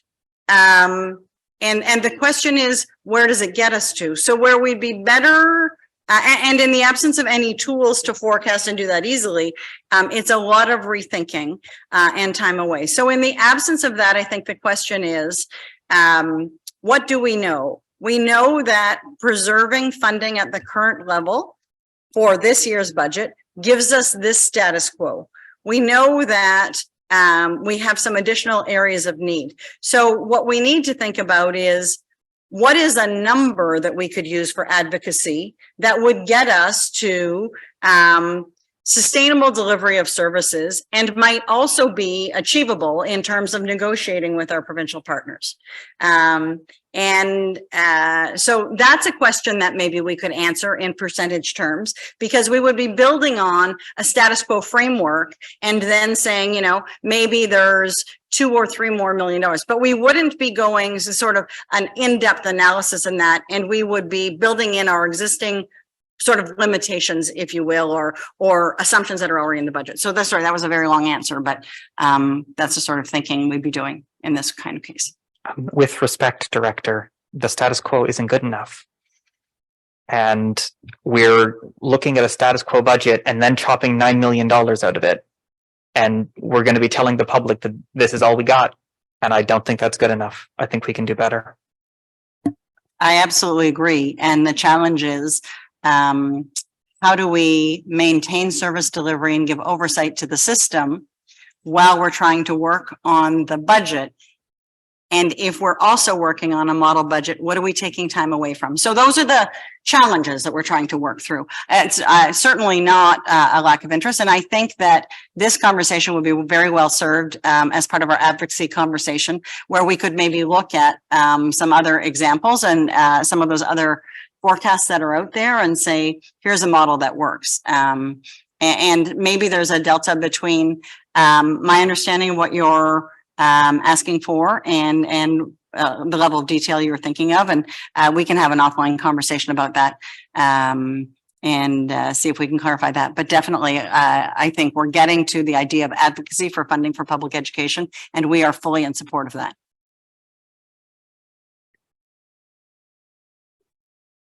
And we are also moving off on a bit of a tangent here to some extent, because tonight we really are focusing on the academic staffing questions. And I agree that yes, there are bigger issues attached to that.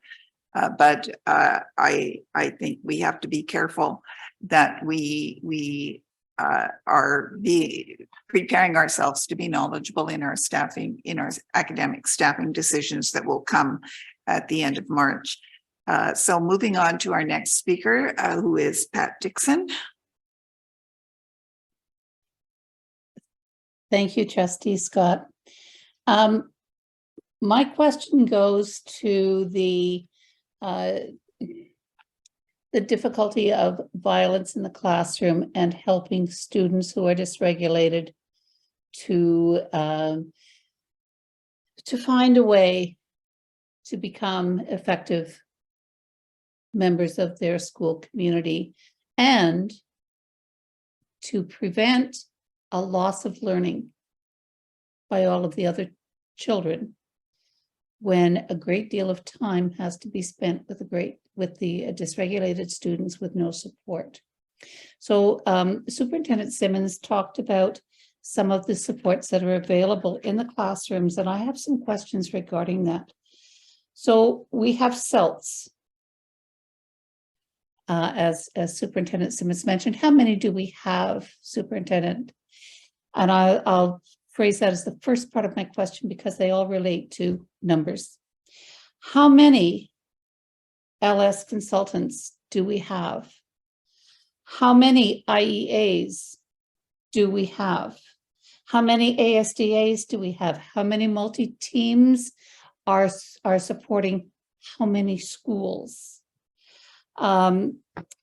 It's been my experience with my members, occasional teachers, who are particularly those in LTO positions, who have had no support. We have schools who have had upwards of 250 EVIR since, for those not aware of that, that would be violent incident reports against adults by students or other members of the community, but predominantly by students in one school since September.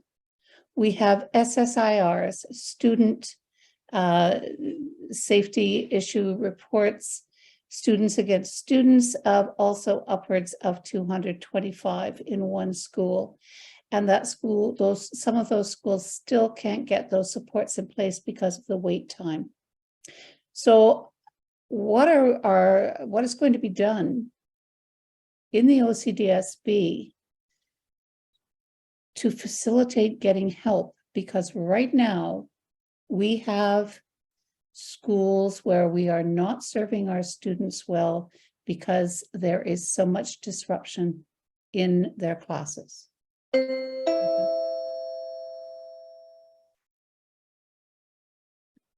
Madam Director, who is going to take this one? I'm going to ask Superintendent Simmons and Superintendent Hall to respond in terms of the staffing issues. I think there are a number of other questions there that get into very specific things about dealing with dysregulated behavior. I'm mindful that the staff didn't come prepared to get into that level of detail. So I'll let them answer the questions to the extent that they can this evening. And there will be other opportunities for some of those other discussions. Thank you, Director. Thank you, Director and Chair, through you. We currently have 3 CELTs assigned in LSS and 1 CELT through Safe Schools. Those are currently the result of the student success funding. That's part of the concern that we aren't sure whether it will continue into the fall. There are a large number of supports that are available, but I don't have the specific numbers in terms of all the EAs, IEAs, ASD EAs off the top of my head. Certainly we have 20 learning support consultants, and there's additional information about those at elementary in the report, additional 4 at secondary. So there is some information that is included in the report here as it relates to academic staffing. We would have to go back, or I would have to go back. I didn't bring that spreadsheet with me, so I would have to go back to get the other numbers. So as I mentioned, each school does have access to a multidisciplinary team to access supports. There is sometimes a delay, but I think the other piece that's absolutely critical here is that when we're looking at supporting students and self-regulation and their ability to manage the environment, they're all individual circumstances, and it's the heavy lifting that school teams do to try to understand what is the function of the behavior, what is the student trying to express, and what can we do then to mitigate that and replace whatever behavior we're experiencing or the student is demonstrating with more pro-social ways of behaving. So we do take a look at these situations, and we have hard conversations with school teams. What can we, once we know what a student's behavior is telling us, once we've observed, what can we as the adults and educators that work with that student on a daily basis do differently to help support them in meeting the demands of the environment? There is no doubt that the work that we do is exceptionally challenging, and it takes time. We are certainly seeing the impacts of a pandemic and some of the lack of opportunities that students have had leading up to now in terms of preschool activities and access to community supports and those things as a result of provincial closures and what have you. So we are really focused on reinforcing relationships, reinforcing the caring adult approach at the school level to help encourage students to engage in pro-social ways within our within the classroom environment. I don't know if Superintendent Hall has anything to add right now. Through you, Chair, thank you. And thank you, Ms. Dixon, for your questions and comments. I will point you to the appendices, A and B, in the report this evening that outlines, I couldn't catch all of the positions you were asking about, but certainly many of them are listed within the academic staffing materials that are provided, such as the secondary centrally assigned learning support consultants, which are represent 6 FTE.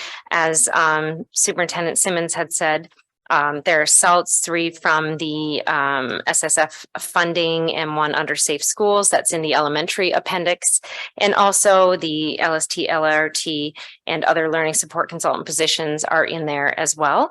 But I think to your greater question, and I know we've had this conversation this year on a number of occasions, I think it really gets back at the priorities that we need to look at when we are making these extremely challenging decisions. And I'll be the first to say it's very difficult. This is not a position we want to be in. We want to be adding positions. We want to be enhancing what we're doing. And we just need to, I think, be real about that. So when we take a look at the discretionary staffing complement, as you've said, and our other Federation partners here this evening have said, having safe classrooms and spaces for students to learn and staff to feel like they can function at their highest potential is critical in making these decisions. That equity denied students and groups, they need to be prioritized in this. And we hear this from our board. Also, we know that just supporting students who historically have been disadvantaged is a priority for the board.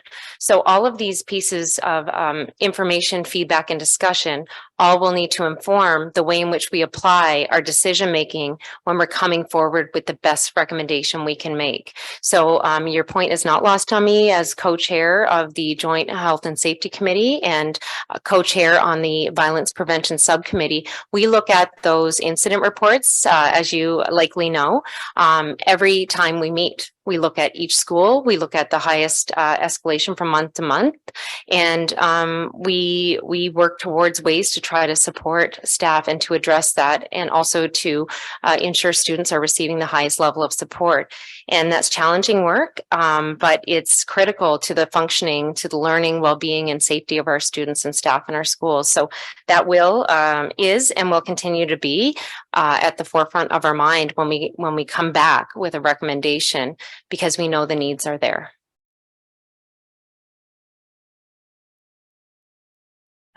Anything further, Ms. Dixon?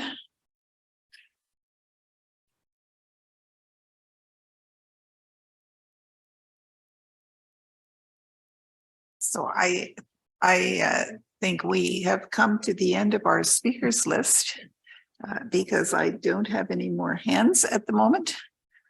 And I would like to express my appreciation to staff for the PowerPoints and all of the answers to multiple questions, and to my colleagues around the table and our non-voting representatives and those online for their insightful questions and for raising some of those additional issues, because that does provide context for what we are trying to do here. Moving on with the agenda then. The next item is new business information and inquiries. And is there any new business or questions that people wish to raise at this point? I will at this time then ask staff if we are going to start our budget Q&A now, which I think would be wonderful. Where should trustees and non-voting representatives send their questions? That's an excellent question. And I'm looking to the manager to see whether or not we had a budget email address before, or if we use. I believe we used to send them to Mike. Okay, so if you send them to Manager Adamthwaite, that will be our coordinating point. And if that's going to change, we will let you know. Thank you very much for that. Are there any other questions that we need to deal with here? And again, I'm not seeing any. I'm sure that Trustee Blackburn is very sorry that she wasn't able to join us this evening. She had certainly planned to do that and had some comments that she wished to make regarding her expectations for how the budget process and the budget meetings would be conducted. I do not have her planned remarks, so I cannot share them in her absence. But I would like to say that this has been one of those meetings where people were objective and kept things very, very clear in terms of the questions that were asked. And that's exactly what makes for some good and useful discussion and Q&A. So thank you very much, everybody. We have upcoming meeting dates here. The next budget committee of the whole meeting is on the 27th of March, 2023. And then there are multiple other meetings outlined in our agenda. And if there are no questions about the meeting dates, I think we've come to the end of our agenda and we stand adjourned.